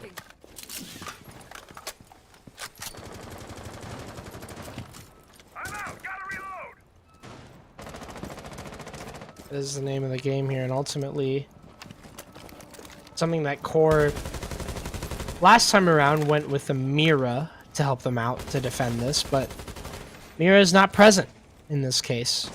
The Blitz is absolutely going to be an issue. Core, however, they've got Mute to potentially stop the Blitz if he's on a jammer. They've got the Warden, obviously, who won't be blinded. They have the Legion, and they have the Malusi. Plus a C4 for Twist. There's plenty of ways to worry about this Blitz and deal with him, but obviously not much can happen if you get past all that utility. That's not good. Okay, we're good. Eli's also lost a ton of HP, and Moses will lose all of it. The Melusi gets taken down. Scuba's been spotted inside of Connector. Here, getting... Oh! Well, you get recoil headshotted if you don't peek at the right time. That's a 3 versus 2. Core have completely exploded. I mean, there's 3 dead. I'm not even sure how that happened. We were too focused on the blitz there, but... Space Troops have... They have man advantage. I mean, that's what happens when you actually manage to make a successful vending cross. You get through 3 doors. You get through the projector door, the baguette door, and the... Jasmine, you gotta help me out here. You need the door, the one that goes I from call the connector long desk into the big room. Connector? I mean, Sure. I guess. Like, If you get through all 3 of those at the same time, there's nothing you can do as a defender, is what I'm getting at. Yeah. Well, he just found a way through. Into piano. Plant's going down. Rival. I'm not sure if he even realizes that there's nothing he can do about it. Eli's outside, and Scary's above. What a perfect plant. Exige gets inside. Jake Allen takes it all the way over to piano, runs it, and gets that plant down. He does what he does best, and shooting back is not what I am, it's not what I'm referring to. He plants.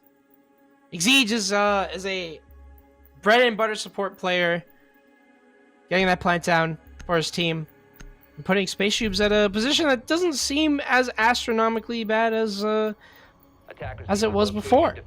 5-1 on Nighthaven, lest we remind you, is the start that Core had when swapping to their defense. Now, they swap to their attack with a 4-round advantage. Or sorry, I think they got 5-1 on... Sorry, they got 5-1 on defense. That is the exact same scenario, basically. So Core actually having 1 less round on consulate defense than they had on Nighthaven, but regardless, still will go to attack with an advantage. 10 seconds. Yeah, 2 to 4 is not to stick at, especially on this map. It's not too bad, not too shabby, but Space Shoobs are still going to have an uphill battle, and Core Defuse a bomb. may have... I want to say this. I feel like Space Shoobs still a little bit shaky. Going into their attacking half, the first half of this round, they were just kind of not finding their trades necessarily, not close enough together on all the rounds. Some of the rounds were really good. They weren't all really good, and I think that is what lost them a couple of the rounds. Core, I expect to be a little bit more solid. I mean, they played Clinical Siege on Nighthaven, even their attacks. With Space Shoobs mostly just winning out on good swings. Now, this is a map that tends to favor good swings, but that doesn't mean that Core isn't going to pull something off that is just clinical, clean, and professional as we move into their attacking half. Core have, remind you, had some struggles on attack, but should put those woes aside as they still lead this series by a lot and have been. At one point, the series was a little back and forth, and I think that with Space Shoobs having 2 rounds, there is still the potential for that on console. This could be a scrap fest. This is far from over. That is not a guarantee I want to make, though, as this game has been pretty hard to predict. Candle immediately finding a pick onto Scoop will make things pretty difficult for Space Shoobs. Losing an opening on defense, not typically the best medicine for a 2-round deficit. Especially when you're on defense, especially when you don't need to be giving up these lives all the time. Not sure how Scoob lost his life, but regardless, he was absolutely on fire this series, so to lose him, not great for Space Shoobs. Opening up the admin wall to get a long look down the baguette hall is going to eliminate a lot of the rotation potential for Space Shoobs as they continue to try and hold this down. However, the vending hall is going to continue to be a stronghold likely until this grenade goes off. That shield, I think it's still it still is there, yeah. That means that Mute is going to be strong, but not with the Capitao bolt going off. And now in a 5v3, Core looks clinical as they prepare to move through the trifecta after clearing off the Goyos from the projector door. Finally, E1D into the plant, which actually doesn't go off. Moses doesn't plant it completely, and Eli's found a gap. All of a sudden, things have gone pretty bad, but Candle's able to once again. Why is Moses not planting? Oh, it's the echo. Haha, I'm literally stupid. He's now making his way in. He's actually found a gap through that door there. Finds Twist and nearly finds Candle in the one-on-one. I was like, wow, Moses just can't get that F key down. No wonder. But Space Shoob, I mean, they tried. I really think that was a close round. I think that with the echo stalling out the time from Core, it gave Eli such a huge gap to find, and he did a great job, but unfortunately wasn't able to do it all. Space Shoobs will stare down a round count that is all too familiar. 5 rounds for Core. Space Shoobs have to find an answer now. I think one of the key things we need to examine from that round was the usage of the Flores, and while it didn't actually eliminate the vending player, the fact that they managed to get a Capital Bolt in there, first off, and then make a swing off of that to kill that player is clinical. And then the Flores on top of that managed to eliminate, if I'm not mistaken, literally all of the Goyo canisters, at least 2 that were on the projector door. That is what allowed them to actually start making an aggressive play. Can you imagine if instead they go to make that plant, realize there's 2 Goyo canisters on that door, suddenly the projector door has to ball out, and instead of Eli finding that gap, it's Eli and another player from Projector finding both of those gaps. Suddenly, this entire defensive line that the attackers have set up across the vending hall just falls apart, and that round immediately goes towards Space Shoobs. So the Flores play there, even though it doesn't find the vending hall shield, is still wildly influential in their victory. Yeah, I agree. I think that, util is kind of one thing that we don't get to... it doesn't get highlighted as much as the kills, and I know you've heard the spiel a million times, but should appreciate players like Moses and Rival who are just, not doing great, but might be having a little bit of an effect utility-wise. Although it is uncommon to see Rival not putting up those numbers. Regardless, still doing his best on the Flores. One player that was, I think, demonized a little bit by me on Nighthaven was Eli, who was 1-9, but has certainly found himself back in this game. But once again, Space Shoobs, things are getting really tight inside of the bomb site as Moses takes his one out to Scoob with that supernova, and from such a distance, it still manages to completely break his kneecaps and take him down. The 3 versus 5 Core have not skipped a beat whatsoever, are looking to make this 6-2 in their favor, and Space Shoobs have not been able to respond. Next step for Core here is to take top yellow, hence they're sending those Flores drones in to clear out the Azami barricade and the Goyo canisters. They managed to do that. It's going to be nigh impossible for a swing to go out onto the default plant position that the Amaru keeps jumping into to bait out those smokes. Once those smokes are gone, the only option that's going to be left on the side of Space Shoobs is going to be the 1 nitro cell in the hand of Toaster, or to make the swing. If Core manages to lodge a player on top yellow or the connector, that swing simply won't be possible. Alternatively, though, Twist playing down below as well could be the denial for that swing. So now it's just trying to watch out for that nitro cell in order for that plant to go down, since the third smoke... Oh, sorry, the third smoke is still in hand, so...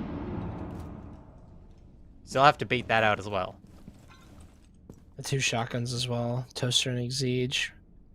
Toaster seemingly having a read on anyone towards yellow. Third and final gas nade going off. Beautiful shot from Toaster. My goodness, has this man been electric in this game so far. The final gas grenade now means Moses has a gap. Moses, though, that is an incredible win. Through the floor, finds Exige. The smoke was there to try and cover anything that happened inside of CEO, but Toaster's still alive. He gets one down below, rips the C4. It's a triple for him. Candle's down to 1 HP as well, and is so far away from the bomb site. It's a 4th from Toaster, who has been absolutely influential in this game. It has been all Toaster, as a matter of fact, for Space Shoobs. Core are going to have to answer back. They have not been given their match point. Space Shoobs, hold on.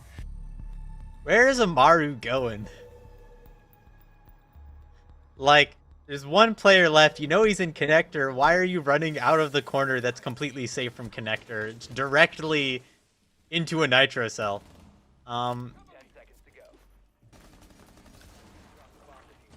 I guess he didn't know where the nitro cell was being thrown from. Yeah. Didn't trust his teammate to deny that swing. Located by attackers. Gotta trust your teammates, guys. But in any case, Toaster, absolutely bang around from him. You know what they say, toasters toast. Yeah. He's been incredibly influential throughout this game. Just doing what he does best, Adam. Man, 10 seconds I was remaining. wondering what I was missing. I'm so glad you reminded me. Toasters do indeed toast toast. 5 seconds remaining. QOR, QOR currently getting toasted by the toaster, Use a bomb. and have now put themselves in what was supposed to be a walk in the park. 2 rounds on consulate attack has now turned into, oh my god, we're attacking consulate. This is hard. Core got 1. Just need 3 more. That? Huh?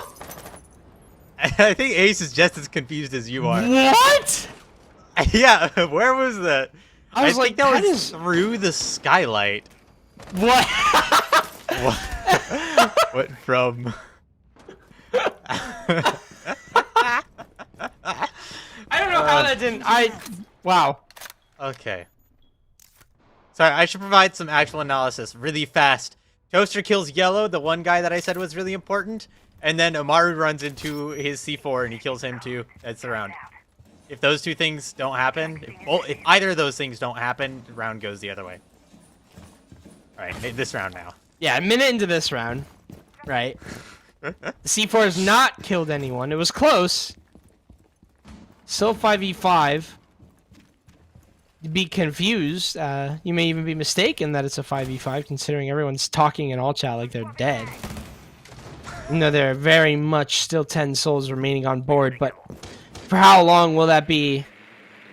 As one Rabbi Toaster once toasted QOR, also known as Core. I keep calling QOR because I don't know. It's all capitalized. Yeah, that is true. No, well, that and I'm pretty sure like the way that it's stylized is like Q is capital, O is not, and then R is. Either way, first kill found finally. Twist is actually the one to fall. Exige in chat making it known. Minute remaining and Space Shoobs have an advantage going into this round.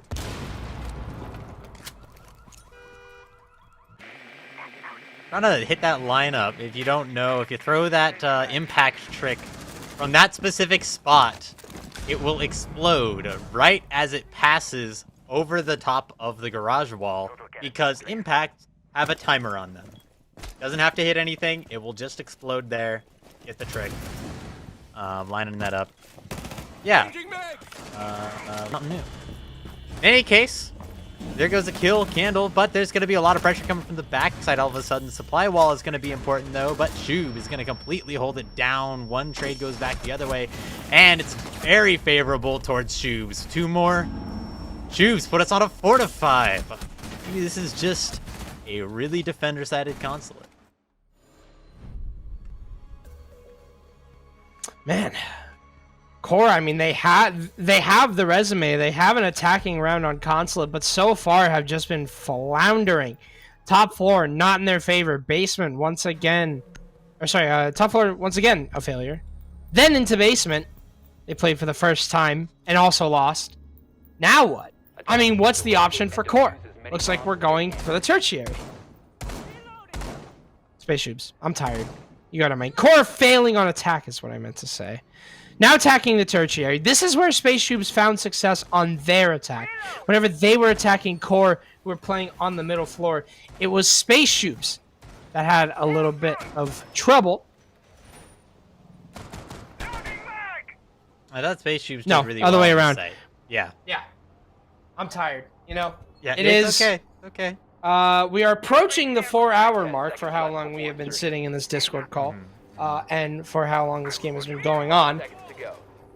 But yes, I'm turning into an old... Attackers are moving out to locate. I'm turning into a ghost. But yes, what I meant to say Space Shoobs, they started winning attacks whenever they went tertiary. Is it going to be the same way for core? That is the question. Trying to go for the spawn peak, but nothing. Space Shoobs, I've mentioned it a couple times. They kind of play off of some hero plays sometimes, and that C4 is going to be one of them. Twist off the board. That is going to be a good chunk of your hard breach, at least now. If they want to open up two different things, the ace is going to have to make it to two different places. Space Shoobs giving themselves a massive advantage early on, but core hasn't really changed course. They want to take admin over. They're going to have to cross the gap, the vending hall. But if they're able to do that successfully and actually take control of the top floor, plant is most likely in order. However, I'm expecting many deaths before that actually comes to fruition. Twist is maybe the unluckiest person in this lobby. At least on this half. Second in a row. He has been the entry death. Typically, he is the one doing the entry killing. Rival is once again on this blitz. I think he's... Now that I'm remembering things, he's pretty synonymous on it. One thing I always remember is whenever Rival's playing Shield is I wonder why he's not using a gun. And I think that that still stands true. He is 2-7. Is the blitz the answer? So far, it seems like that's not the answer. It seems like you still have an answer, though, for core. That is an oh-so-important pick. Exige gets taken down with that C4. Jake Allen is no more. He does not live to fight another day. Ace charge is getting taken off the wall as well because Scoob is tucked inside of Old Con window. Is he out there? What? Wait, where is he? Is one of the players out there, or is he shooting at a camera? I can't tell. I've got like 5 pixels on my screen. Well, in Rio. No way. The totem. From front desk. And Rivals found a breakthrough here. Attackers have dropped the bomb diffuser. Who trades it back, but we failed as well. The top floor is finally fully seceded for, I think, yeah, we're in a 3v2 here. And while the top floor has been seceded, translating this pressure onto the main floor in the next 20 seconds is going to be tough, but most of that is going to lie on the blitz. 15 remaining. This hatch drop. Rival is going to have an impact here to allow Inrio to fall down here. He hasn't found one just yet. Eli falls. It's just down to Toaster inside of Closet, but it's a misread there from Rival. It's a second, nearly a third. Almost craving that miracle. Toaster has been on top of things, and if he would have hit that, I would have literally thrown something at my monitor.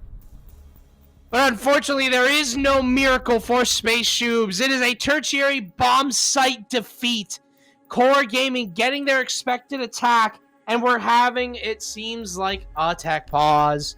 Because we have to drag this game out just a little bit longer. Core may have a little bit to talk about, though. That was a round, but that was in their favor, but it came down to the wire there. It came down to Toaster in a 1 versus 3, and we've seen him win some incredible things in this game so far. But he wasn't able to do this one. Not this one, not this time. All we will know is what could have been and what can be. Two. Yeah. He shot 2. It is what can barely be. Off. Now it's what can be, and now it's what can Space Shoobs do with 2 rounds left. They've managed to bring us to an overtime before, but I'm not gonna lie to you. 2 rounds is a little challenging. They've got 2 defenses to do it on. And 2 of those defenses, guess what, Sammy? They're not gonna be on tertiary bomb sites. They're both gonna be on primaries. That's true. They are both going to be on primary bomb sites, but we're going to find out exactly which bomb site that is right after this break. Don't go anywhere. Lol.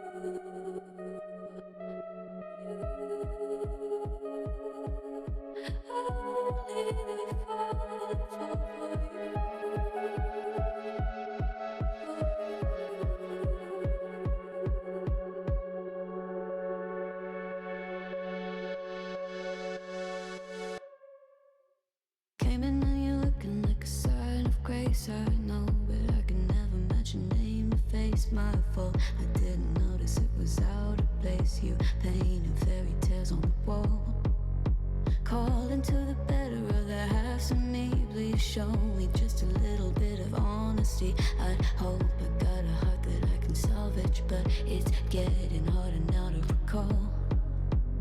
I know well what let out won't try. You could have anything you wanted it all for your fool's gold. And I know well why deaf and half blind. You could get anything you wanted. Yeah, I would have handed it all over, falling for you. Only the fall for you,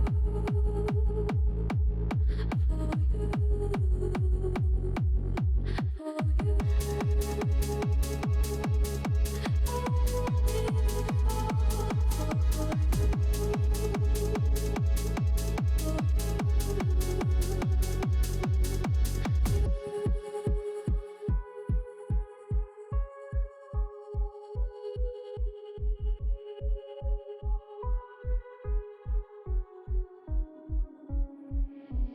Came in and you're looking like a sign of grace. I know, but I can never match your name to face my fault. But when I noticed it was far too late, you left a fingerprint on my soul.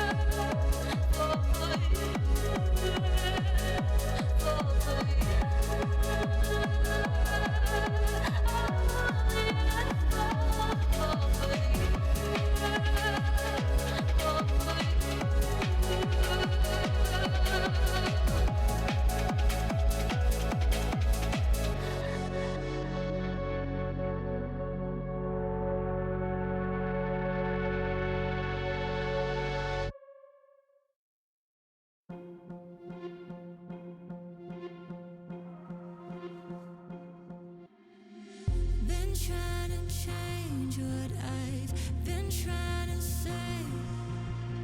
Words don't come straight from my head to my mouth.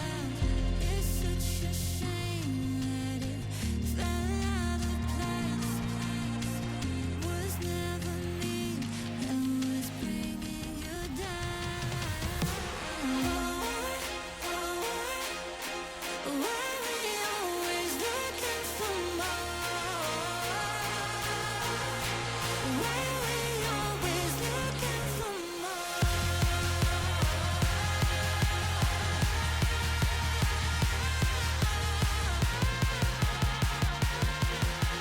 Why we always looking for more?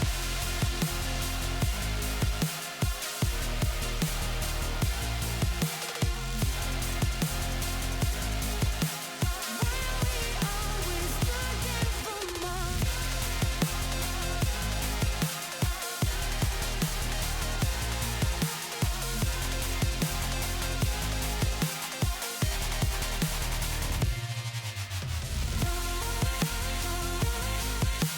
Why we always looking for more?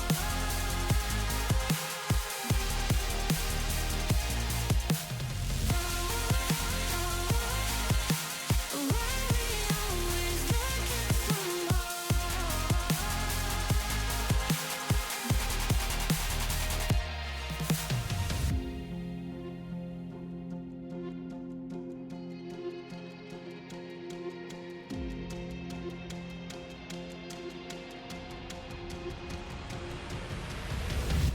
I wish that I could change what you wanted.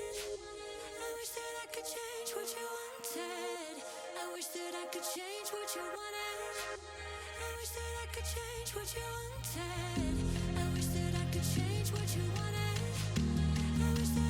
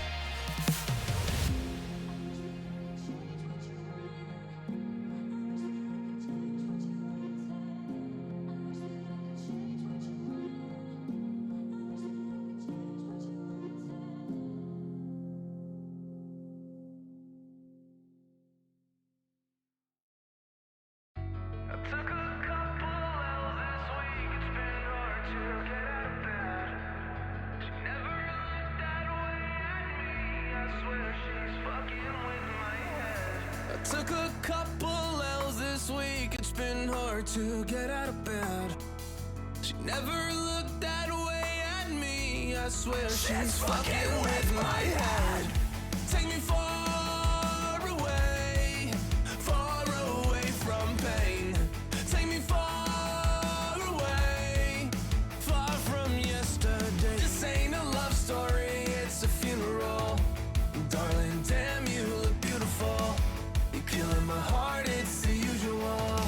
Killing my heart, it's the usual. All you do is waste my time. Done being a victim of your phony love. All you do is waste my time. All of your hypocrisy is killing me. All you do is waste my time. Done being a victim of your phony love. I'm not looking for a love story anymore. 'Cause only Romeo and Juliet were chemical. This ain't a love story, it's a funeral. Darling, damn, you look beautiful. This ain't a love story, it's a funeral. You're killing my heart, it's the usual. There's no signs of stopping now. She stares at me from the ground, like it lives with him, just trying to tear me down. In this evil game, she's proud, living in my head rent free, knowing that she's killing me, she's killing me. All you do is waste my time. Yeah, yeah, yeah. All you do is waste my time, yeah. All you do is waste my time, yeah, yeah, yeah, yeah, yeah. I'm not looking for a love story anymore. 'Cause only Romeo and Juliet were chemical. This ain't a love story, it's a funeral. Darling, damn, you look beautiful. This ain't a love story, it's a funeral. You're killing my heart, it's the usual.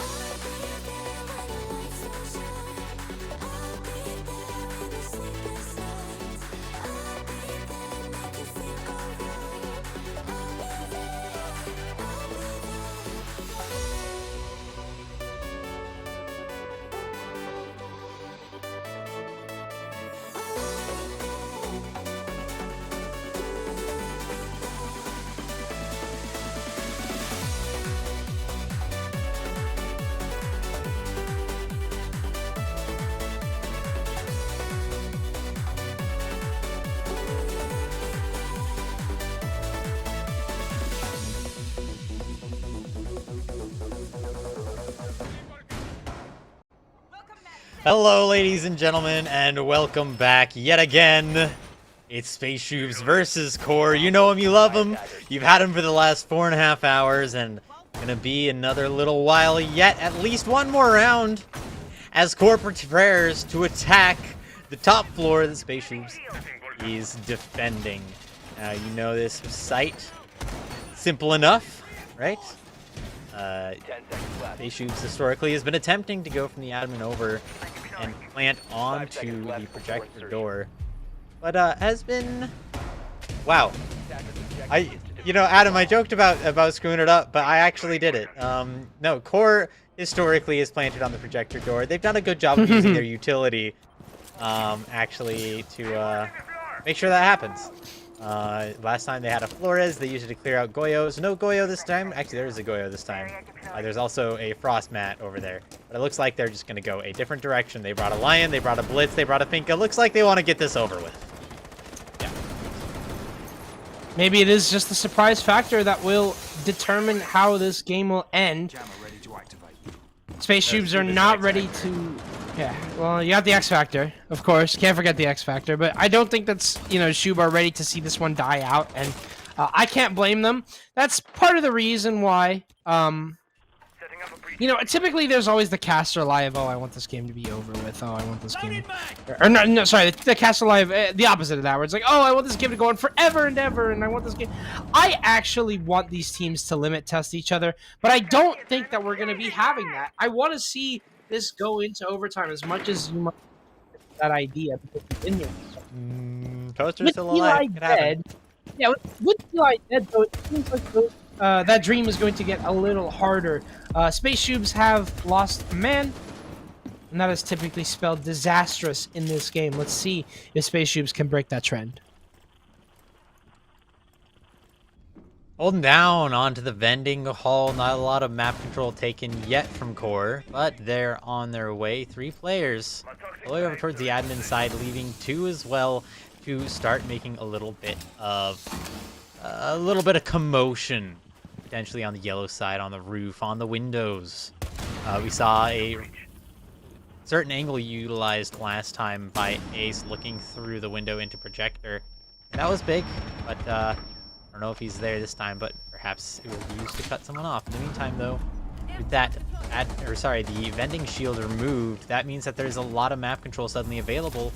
Not a whole lot of time to take it, though. A projector wall being open too, that leaves a very specific opportunity for a plant, but enough players are getting out of the way. Dodged a bullet there, but unfortunately Moses marks his man and gets him. It's Toaster dead, and that's a powerful player. While the scoreboard might not show it anymore, Toaster was top fragging, and Toaster was doing it big.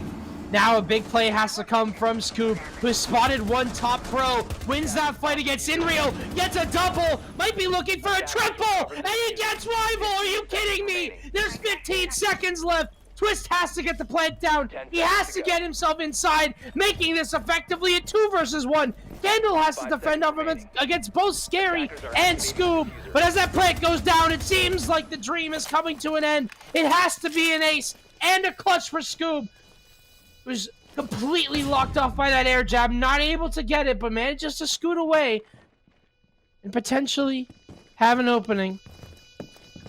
He's vaulted now inside of Pro. Has one all the way back admin to deal with, and one coffin as well. Not sure if he's going to be able to do this one. Has plenty of angles against him. There's so little he can do at this point. Gets air jab, naded, and finished off. I would have believed for just a second that Scoob could have pulled it off. I would have believed that Scoob could have made that miracle happen. But unfortunately, it's not enough. And he won't be saved from defeat and relegation out of Blitz, as Space Shoobs will finish in 8th, I think. Correct. Yes. And a very strong round from Core to propel themselves further on as they move to the conference finals. Core showing us that they know what they're doing. They managed to do so much work here, taking all that control over all admin, moving across the vending hall as a whole team. I mean, truly clinical for the final round. Exactly what you waited for if you waited around long enough to actually get here. But that's not to say that it wasn't a close map. We had actually Space Shoobs winning map 1, which was Core's pick. But then Core took Space Shoobs' pick. So we ended up on map 3 where Core said, hey, we've got to lock it down. And while Space Shoobs brought it close, wasn't quite close enough. Core ultimately finishes it off to move on to the semifinals / conference finals. Pretty cinematic game, all things considered. We had kind of a little bit of a Night Haven where there was a lot of doubt. It was like, oh, Korra starting to, start to run away with this. They get a 4-2 start on Consulate. It's like, this is pretty typical. Then they get 5-2, and it's like, okay. Now, we're in a position where Korra completely in the driver's seat. There's absolutely no way that this is going to go any other way. Then you get Scary getting this close to that 1 versus 3. Then you get Scoob in that 1 versus 4. You had a little bit of belief in that moment that Space Shoob was going to be able to pull this off. But unfortunately, Scoob didn't manage to stand tall. Scoob.Shoob got eliminated, and the rest of his pack is going to go home and train for Element 4. That is also the very exciting thing about this game between Core and Space Shoobs is it's a preview of E4. It's a preview of two Tier 2 teams going up against each other. And I couldn't have asked for a better game. I thought it was pretty close. I had a lot of moments where I almost bought into the clutch. And I think that, when people react to that in live time, they're going to buy into it too. But it wasn't to be. And unfortunately, that miracle doesn't come for Space Shoobs. But Core, they get the result that I think we expected at the end of this, Sammy. Yeah. And I think that that's what's important in the end.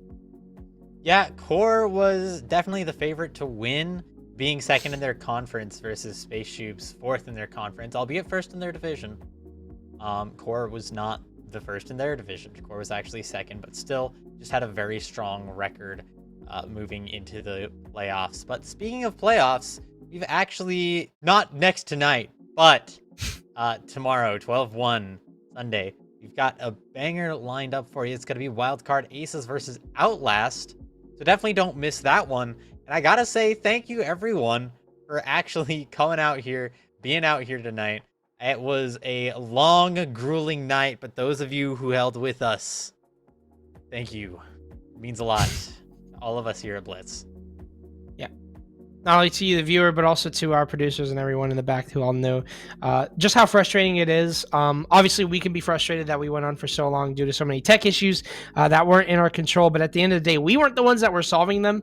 There are people in the back putting out those fires and making this as smooth as it could have been. So thank you to them. We bless you all. We hope you have a fantastic sleep, a fantastic night. Thanks for sticking with us to the very end. Congratulations to Core Gaming, who will move on. And we'll see you guys as soon as we do. I actually don't know when the next stream is. Is it tomorrow? Yes, tomorrow at 8 p.m. EST. Oh yeah, you literally said that, but I mean, I didn't say the time, so don't miss it. I'll find you at your house. Yeah, I'm going to go find a plate and eat some Wendy's. So it has been a pleasurable night. Good night, everyone. Good night, all the Blitz viewers. We will see you guys tomorrow for even more playoffs action. I've been Jasmine, and this has been Sammy, also known as Yali. Follow us on Twitter. Thank you to all the producers. Congrats to Core. I'm going to bed after this as well. Actually, I'm going to play COD Ranked. Good night. When I was a child, everyone treated me badly. 'Cause I was a little different. I just want to be belong. I won't let them get me down. I wanna be stronger. Always remain true to myself. Let me explain. I'm so fast 'cause I'm hyperactive. Let go place, I think it makes me unattractive. But time goes fast, we should act like a fire. Burning everything we know and what we require. Time the last one maybe is a bit reflective. We're just facts of all self-destructive passion. But time goes fast, we should act like a fire. Burning everything we know, what we desire. You get what I said. There will be better days. You get what I say. Start to make sense.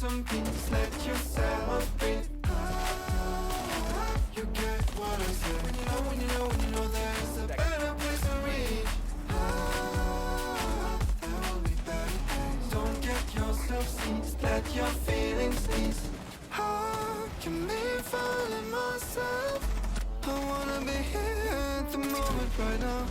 I'm taking my fear and make it disappear. I'll make it work it and I'll show you how. I won't let them get me down. I wanna be stronger. Always remain true to myself. Let me explain. I'm so fast cause I'm hyperactive. Little place I think it makes me unattractive. But time goes fast, we should act like a fire. Burning everything we know and what we require. I'm the last one, maybe is a bit reflective. We're just facts of full self-destructive passion. But time goes fast, we should act like a fire. Burning everything we know, what we desire. You get what I say. There will be better days. You get what I say. Start to make some peace. Let yourself be. You get what I say. When you know, when you know, when you know there is a better place to reach. There will be better days. Don't get yourself seized. Let your feelings ease.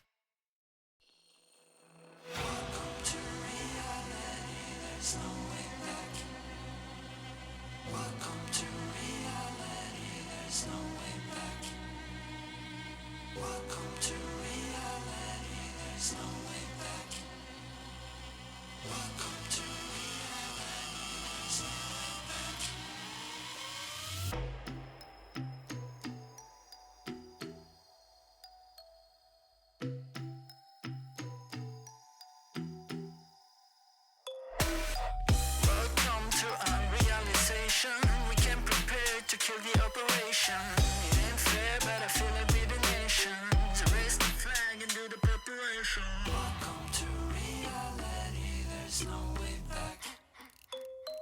Welcome to reality. Can't fuck with that.